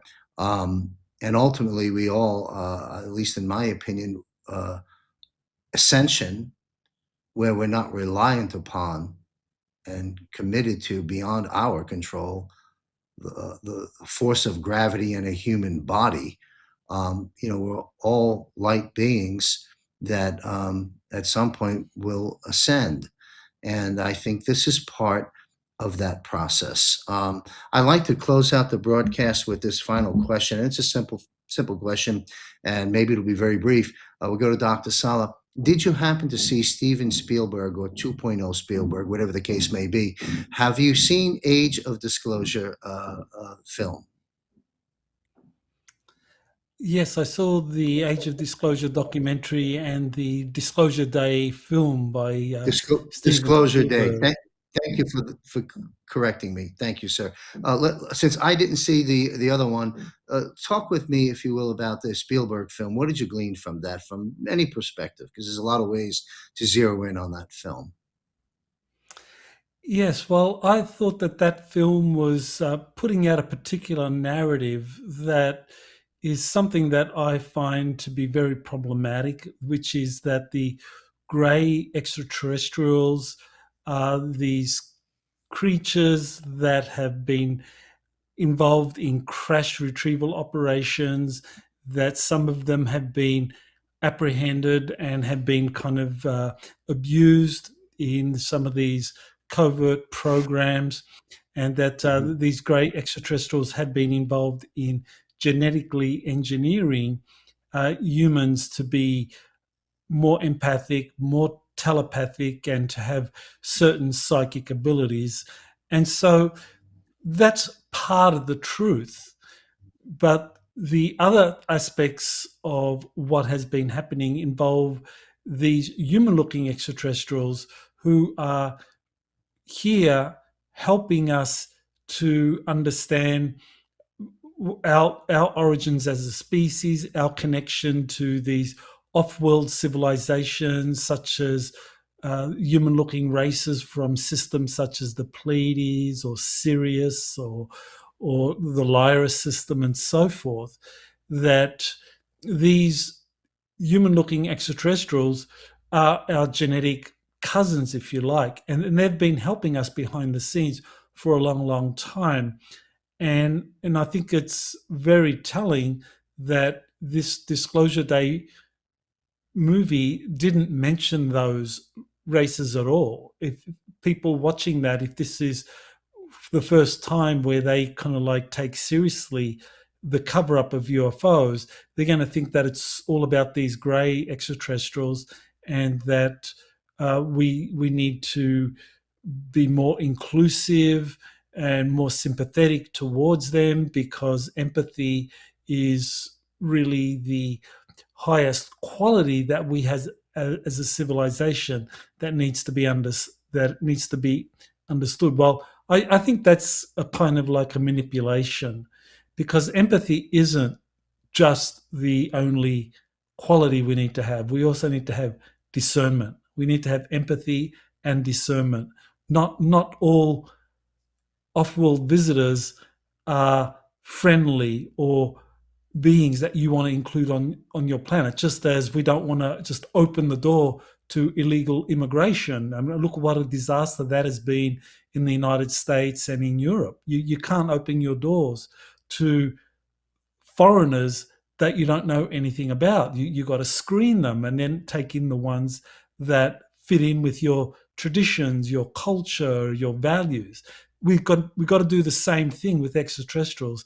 And so I felt that the Disclosure Day movie was really doing a disservice in not really helping people to be discerning about the different races and who is more deserving to be included or admitted or becoming our friends, and who we need to keep at a distance. They're more or less trying to trick us into believing, well, these grey ETs, they've been here, they've crashed, they've been involved in reverse engineering, genetically upgrading us. They're very, we should be sympathetic towards their plight. And yeah, that's only part of the picture. Mm-hmm.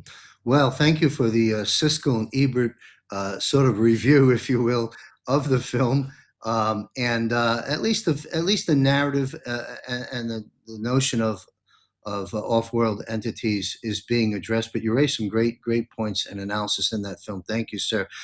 Bishop Jim, did you by chance happen to see the Spielberg film? It's on my list. I'm waiting for it to come out on pay-per-view, to be honest. Gotcha. I have to drive. No problem. The closest theater is 30 miles, and that's just too much after a hard day of working on the farm. Understood. I'm here in Thailand, as my followers and viewers know, and when that film, some of the films make it here, and that film definitely got here just to, as it was released. But they don't stay too long because they don't get as much viewership, let's say, as they might in the United States. So I made sure I got there because I didn't have to go 30 miles. I had a 5-minute cab, 15-minute cab ride. But anyway, interesting film, and thank you. I have a parable that might help people. This And little that bird decides to fly. And he's not quite ready to fly, but he's tired of being in the nest. So he goes out and it's raining. And he gets lost. He can't find his way home. It's dark. And he's squawking and squawking and squawking. This cow takes pity on him and drops a cow pie on him. And he's warm. He's not freezing to death. He's a little worried because it does stink. So he starts squawking about that. Fox comes by, picks him up, dusts him off, and eats him. Not everybody that shits on you is your enemy, and not everybody that pulls you out of the shit is your friend. So we have to keep that in mind when we deal with anybody we really don't know. And it's okay to use the S-bomb. It's a filthy word, but it's not a forbidden word, and I didn't take the Lord's name in vain. Correct. Well, that very entertaining and very interesting parable. And Bishop, you heard it here first, folks.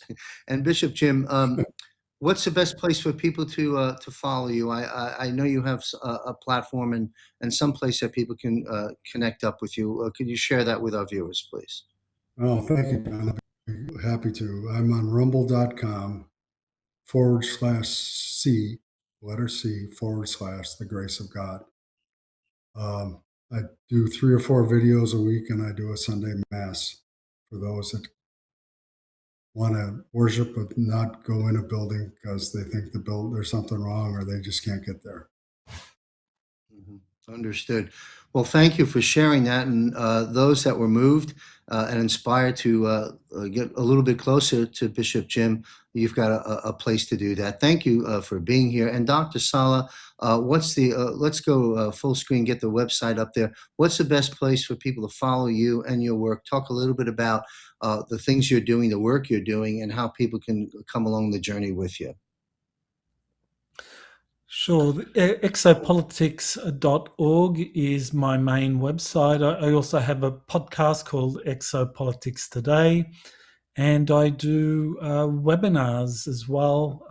That's where people can find my latest work. And I've got 14 books now that deal with extraterrestrial life. And so people can just go to Amazon or go to my website to find the full catalogue of those 14 books. So I want to thank you, John, for having me on your show and being able to share some of this information. Well, I want to thank you and Bishop Jim for your insights. I learned a lot. I will always learn a lot in these episodes because it's something as a child I always knew there has to be more than this. And looking up at the sky and going to the library in 3rd grade and going to the books and seeing the planets and the stars and all that. And of course, it helped us along, at least for me as a child and young teenager, as Close Encounters came out and E.T., the film, and so forth, and certainly the barrage of content and films ever since. I'm grateful to President Donald J. Trump for taking the responsibility and doing it responsibly to bring this information forward that has been on file in the government since Dwight Eisenhower, or perhaps even beforehand. And great guests like you help us make sense of all this and this journey together. And I thank you both very much for being here. Look forward to having you gentlemen back, hopefully in the near future. And we'll just sign you off at this point. Thank you all very much. I'd like to leave our audience with a song that I wrote back in 1999-2000 called Powers of Light. Now, for those that saw the first episode, or those that didn't, you can go back. Those that didn't, you can go look at it. I explained in that episode at the end how this song was written, what my personal experience was in it. Recently, and by the way, I wrote the song, like I said, 26 years ago, Powers of Light.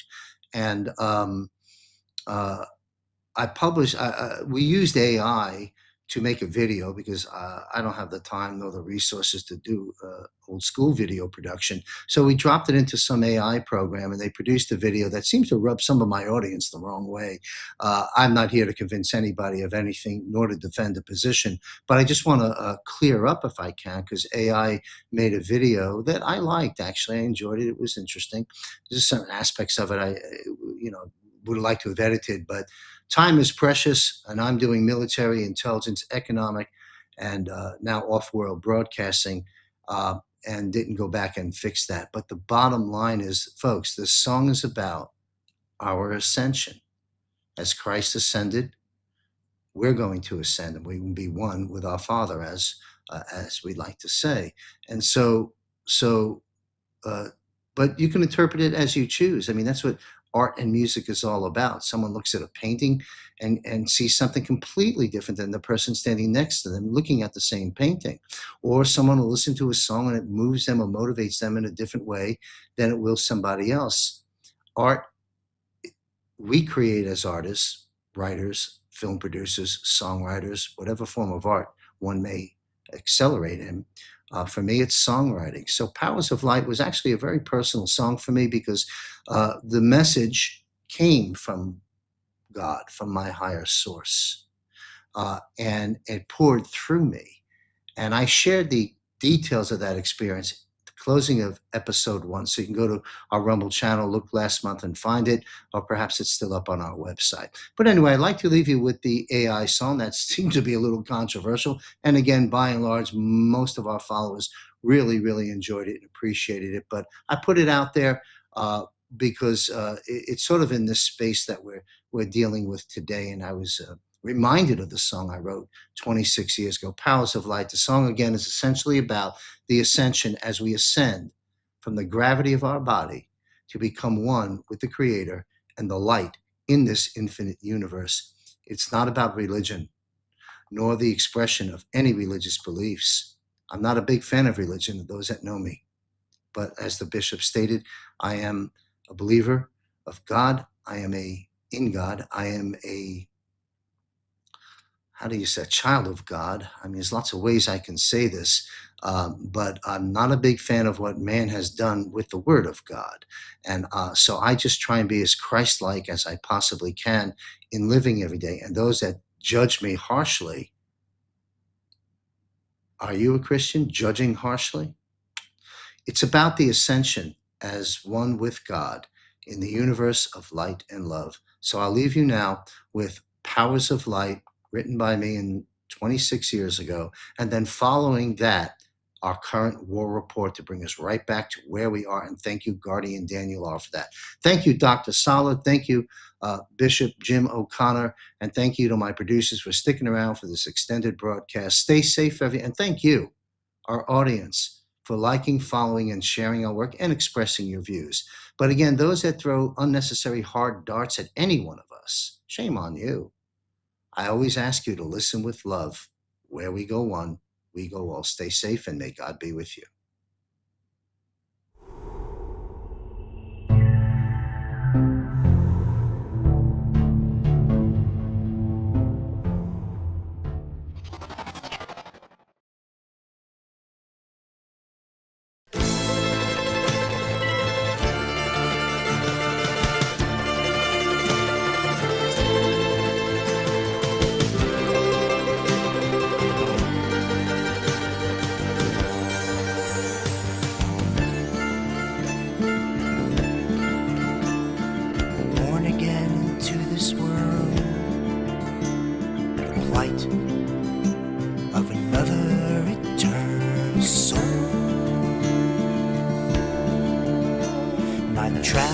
Before my return, I've seen what I needed to learn.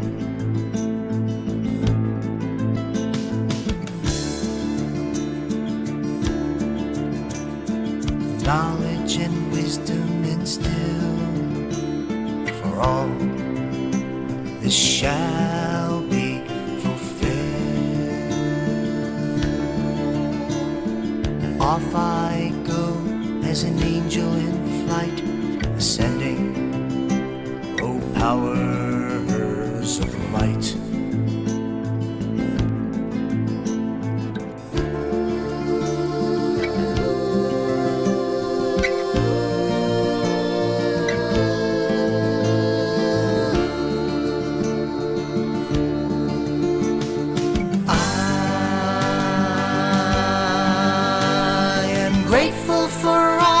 You are, your true self shines as a star.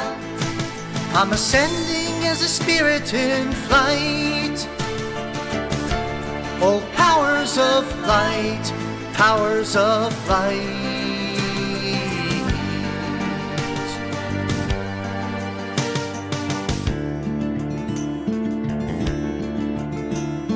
Century after century, truth now unfolds before me. Now I can see, together as one we shall be.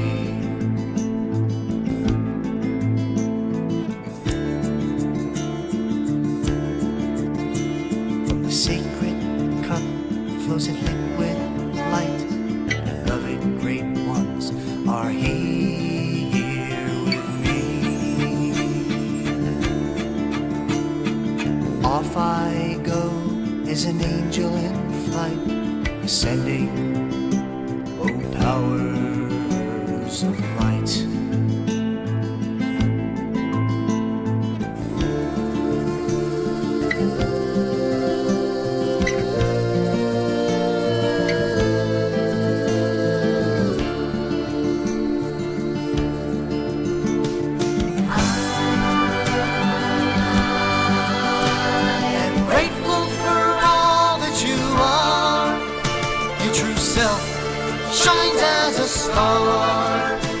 I'm ascending as a spirit in flight. Oh, powers of light. Powers of light. Oh, powers of light. I am grateful for all that you are. Your true self shines as a star. I'm ascending as a spirit in flight. Oh, powers of light. I'm grateful for all that you are. Your true self shines as a star. I'm ascending as a spirit in flight. Oh, powers of light. I'm grateful for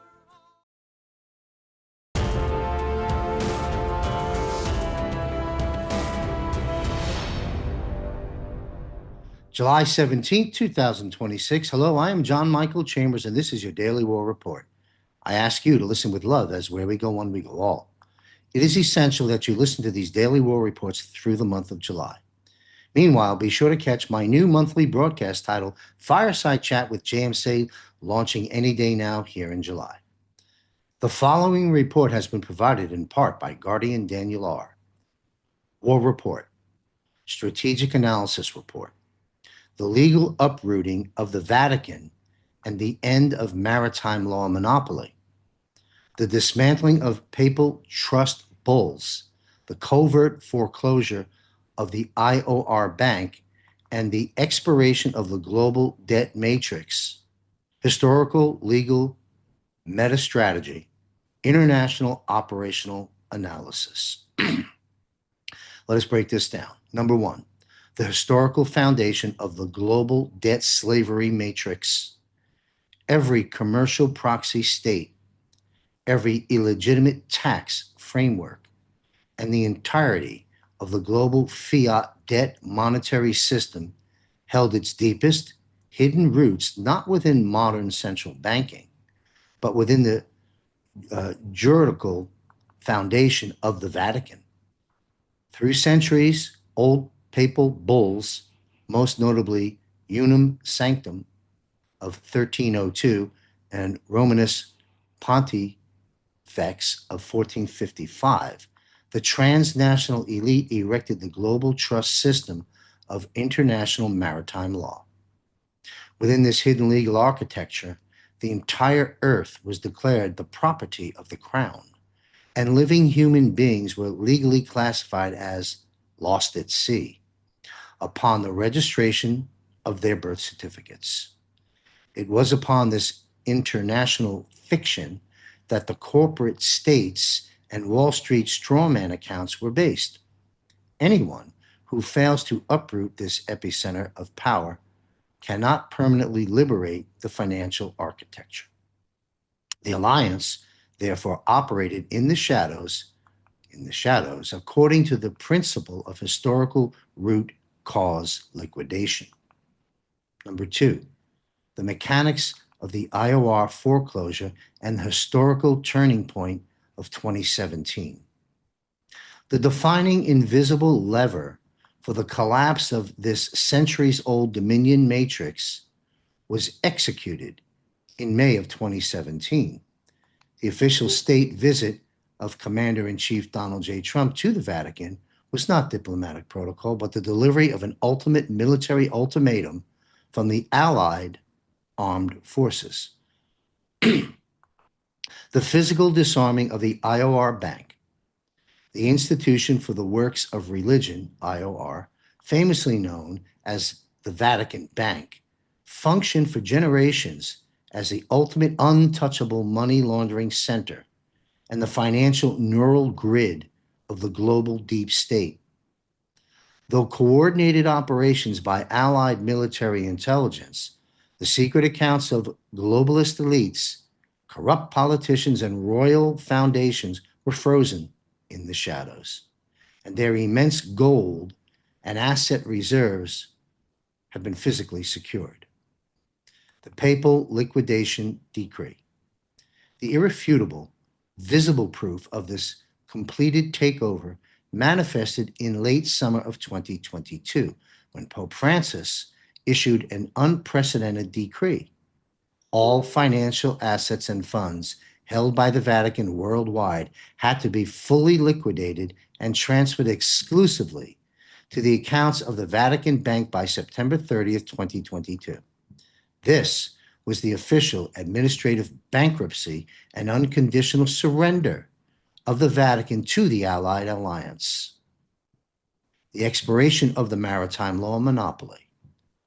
With the legal foreclosure of the Vatican, the supreme source from which corporate states derived their superficial legitimacy expired. International maritime law lost its energetic and juridical anchor. Number three, the irreversible legitimacy of this systemic reset. This historical uprooting provides the absolute logical explanation for all subsequent steps within the current transitional corridor.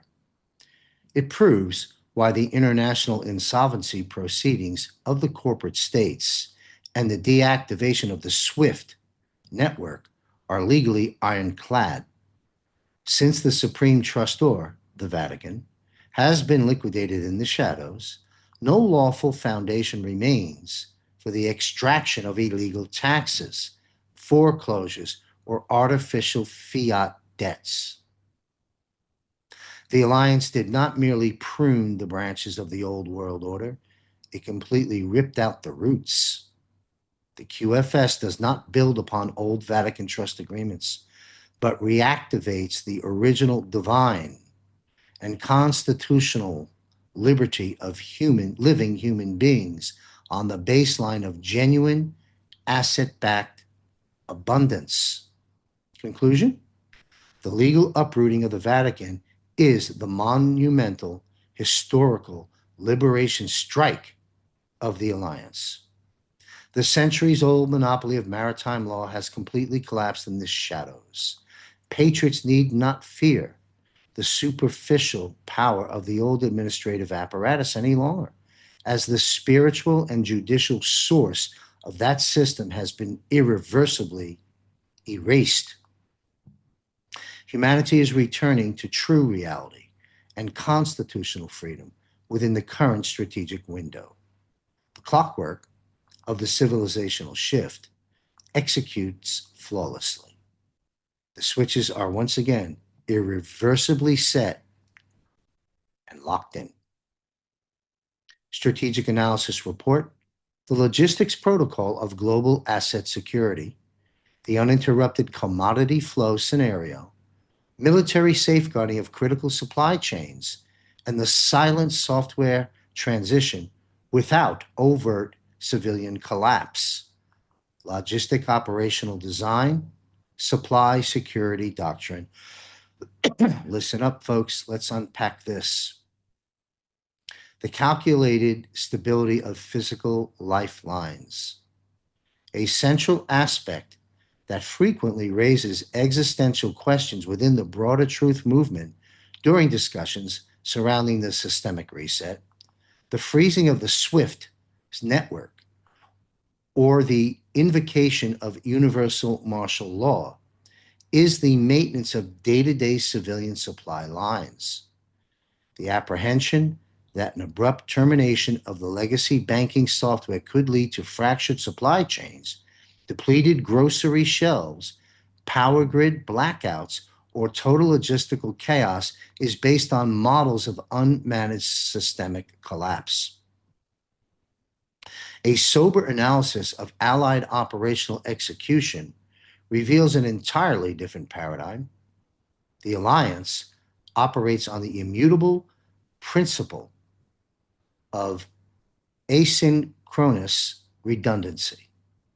This dictates that while the digital debt slavery software of the legacy central banks is methodically dismantled and rebooted via the QFS in the shadows once again, the physical infrastructure of the real world remains completely protected and functional every single second. The transition is not an interruption of life, but an administrative software migration in the background. Number two, the mechanics of global asset security and military transit. The logistical shield guaranteeing the seamless transition relies upon the logistical protocol of global asset security. This protocol governs the strategic coordination between the Allied armed forces, national transport authorities, and transglobal commercial logistics and energy conglomerates. The trust-based custody of commodity flows. Long before the overt phase of the reset, critical choke points of global distribution, ports, rail freight hubs, air cargo terminals, and strategic food repositories were placed under the covert oversight of specialized military units. At the moment, the SWIFT architecture is frozen. A predefined Allied liquidity guaranteed mechanism activates, ensuring that cargo ships are unloaded, logistic fleets are compensated, and fuel depots are supplied without a single second of interruption.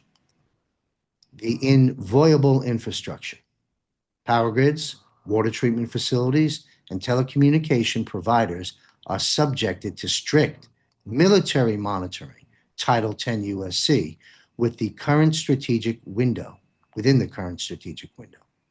An engineered total grid collapse by the dying apparatus of the deep state is rendered technically impossible due to the orbital safeguarding by the Space Force and Starlink. The silent software migration. The transit of a shipping container or the delivery of food to a local supermarket proceeds precisely within its accustomed operational rhythm. Personnel within the logistics chain notice the transition merely by the migration of the ledger systems. The data flows seamlessly, reroute onto the unhackable, asset-backed QFS central bank accounts, while the physical asset arrives punctually at its destination. Number three, the psychological shock absorber for the collective. This masterfully secure logistics protocol deploys its full mass psychological efficacy at the moment of the scare event. When the EBS is initiated, and it will be, and the legacy media matrix falls silent, the unprepared population encounters no state of scarcity or anarchy because the lights remain on, water flows, and grocery shelves are stocked. Existential anxiety is entirely deprived of its psychological foundation. The population realizes in a single millisecond that the military intervention is not an act of aggression, but the ultimate sanctuary, preserving them from economic destruction. The reset is perceived not as a catastrophe, but as the most monumentally organized relief experience in human history. Conclusion: the logistics protocol of global asset security is the physical life insurance of humanity with the current transitional corridor, within this current transitional corridor. The alliance does not collapse the legacy system at the expense of the population. Instead, it surgically excises the parasite while maintaining stable life support for the organism. Patriots can face this transition with absolute inner calm and anticipation, as every transit route and supply line is unhackably secured within, once again, the shadows of Allied operations. The clockwork of abundance functions flawlessly.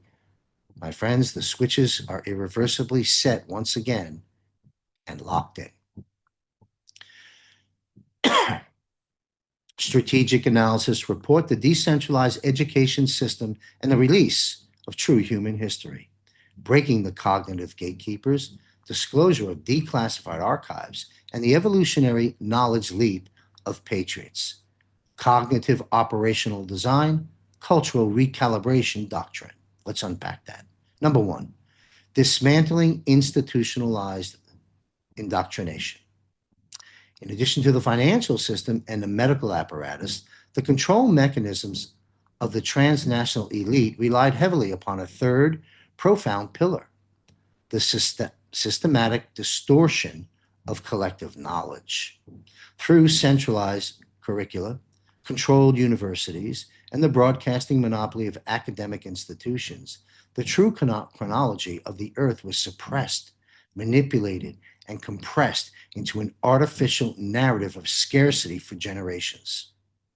The operational reality achieved within the current transitional corridor demonstrates that these cognitive gatekeepers are on the verge of complete dissolution.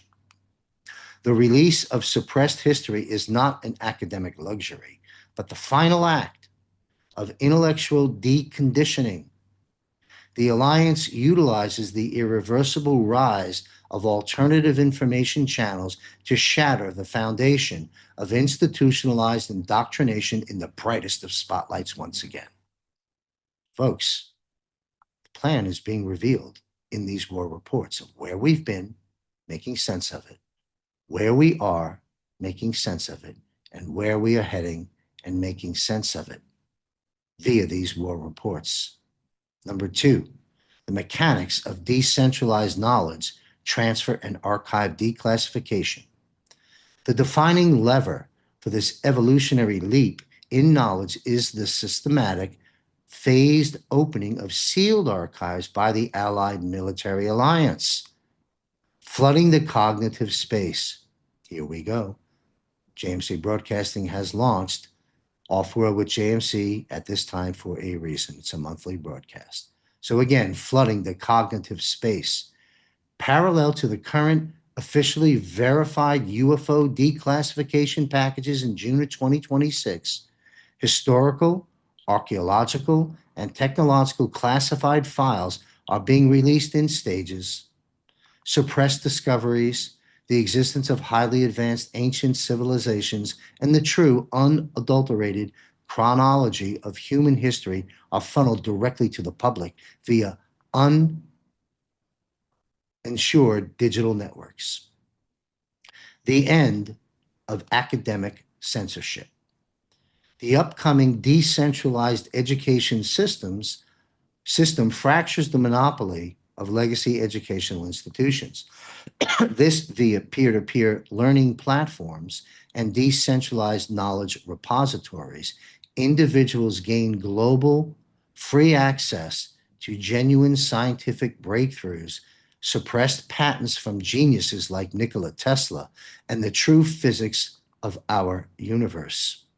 The artificial boundary between mainstream science and classified information ceases to exist. The role of digital lighthouses. Verified patriots function as the primary transmission belts in this process.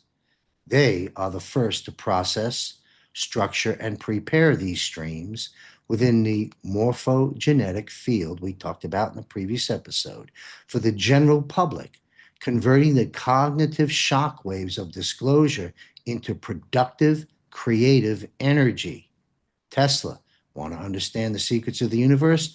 Think in terms of energy, frequency, and vibration. Number 3, the psychological catalyst for the new epoch. This comprehensive release of knowledge deploys immense spiritual and intellectual momentum following the actual scare event.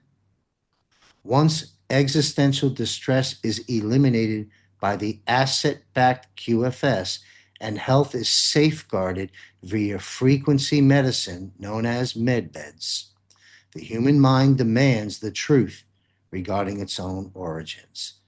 As Captain Rob Cunningham has often stated on my broadcast, we need to know who we are and whose we are, often misunderstood by a small minority of our followers.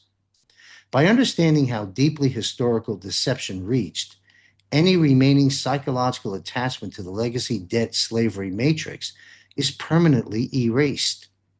Grasping one's true history leads not to paralysis, but to collective euphoria and an unprecedented creative renaissance. Humanity ceases to view itself as isolated, powerless cogs within a hamster wheel, recognizing its position as sovereign architects of a free and just future. Conclusion: the establishment of the decentralized education system and the release of true human history form the visionary finale of Allied operational design. The cognitive walls of the legacy matrix once again are irreversibly undermined. Patriots can anticipate this transition with proud expectation, as gaining unadulterated truth represents the highest mandate of liberation itself. The clockwork of awakening executes flawlessly, second by second, in the here and in the now. My friends, the switches are once again irreversibly set and, in fact, are locked in. Strategic Analysis Report, the Geometry of the Continuous Alliance Doctrine.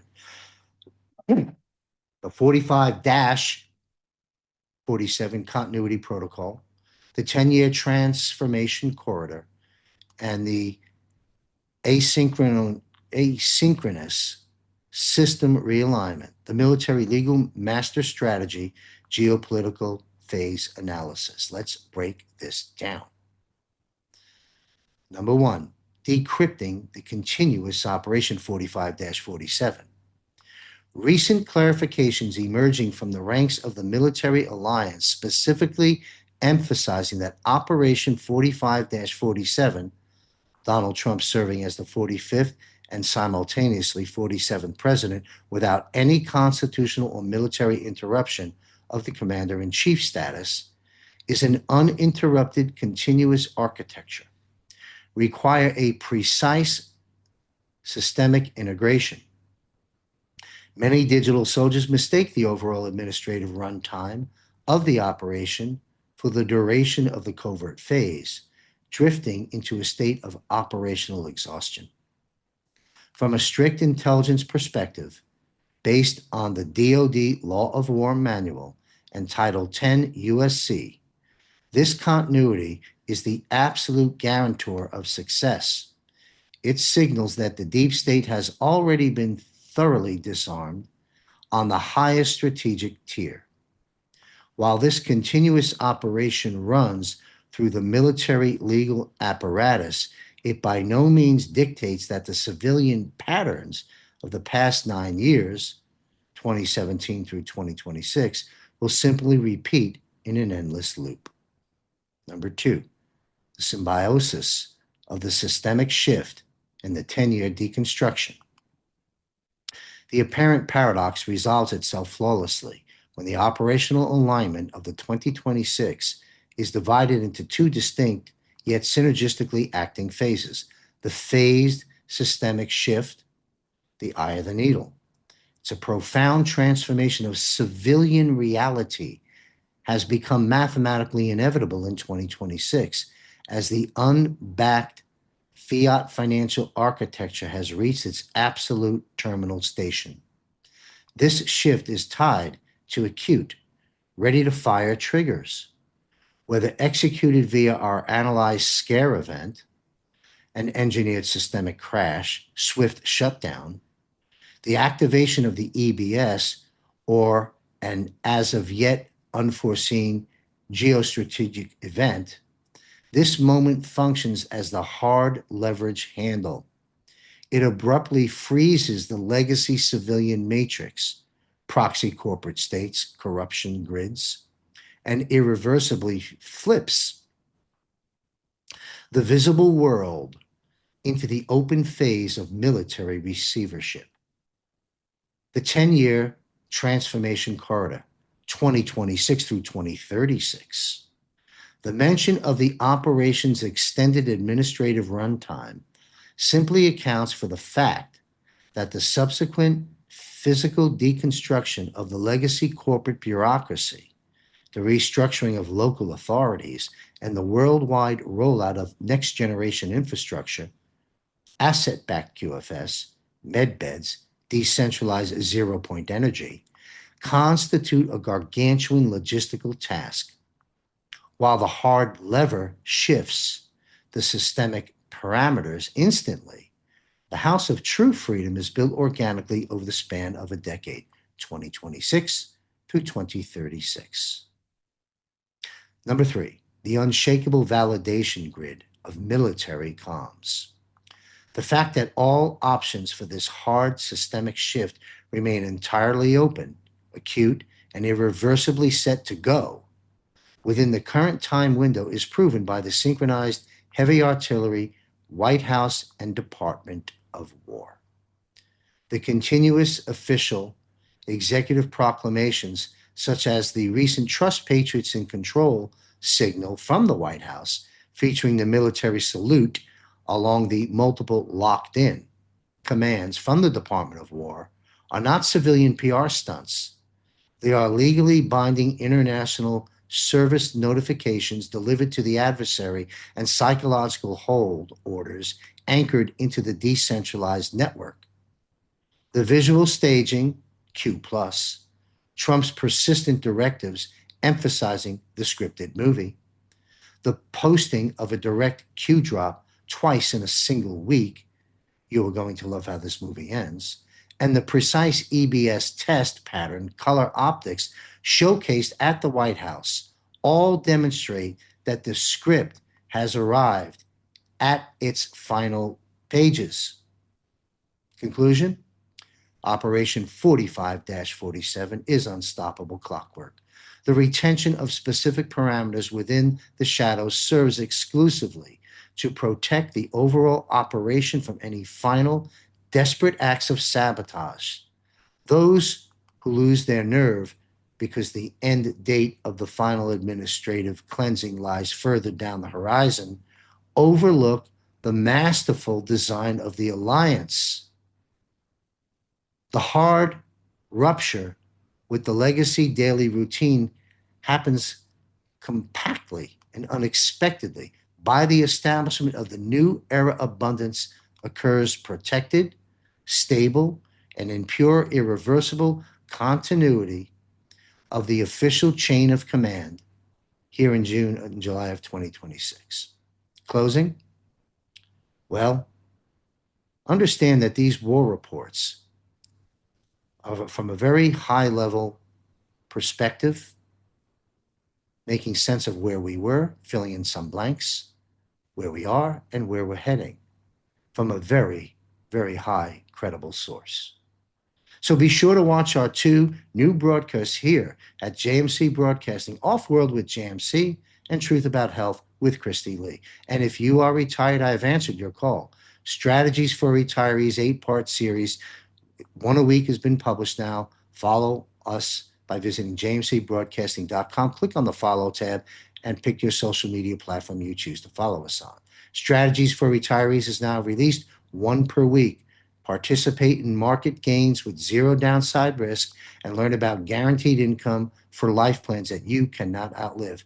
Give my Patriot partner in my resource network of North Carolina, Brandon Clark, a phone call at 336-420-2822 for a free discussion. You can also visit his site, triadretire.com. And don't miss Sheila Home live in our private Zoom room in our Patriot Q&A hour. Mark your calendar, July 30th, 8 p.m. Eastern. Sheila will be taking your questions. I will be on screen as well in our private Zoom room with Sheila, simply as your moderator and host. Get your questions answered. Join us, jmcbroadcasting.com. You got to click on Premium Portal and sign up for this. We do look forward to seeing you there. And subscribe for free. Follow my military, intelligence, economic, healthcare, and off-world reporting here at jmcbroadcasting.com. Scenes, new tax policies, ending the Fed and the IRS as we know it, new banking system. How about the USD, the currency itself? We may be returning to a gold-backed currency with perhaps other tangible commodities, ultimately en route to a digital currency of sorts into an encrypted QFS. There is a rapidly and fast-approaching closing window of opportunity to be in the right place at the right time to avoid the carnage of this transition, so that one not only survives the transition, but potentially thrives. Time is of the essence. It's time to act. Saving America and protecting your wealth is not a spectator sport. It requires effort and due diligence, then action on your part. Action changes things. It's time. What an exciting time to be alive. The dawning of the golden age is upon us. Goots, G-O-O-T-S, get out of the system now.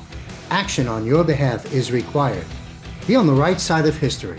Please visit all 10 free modules at wealthcoachuniversity.com and schedule your private one-on-one Wealth Coach consult with me, John Michael Chambers. I look forward to meeting with you. It's time.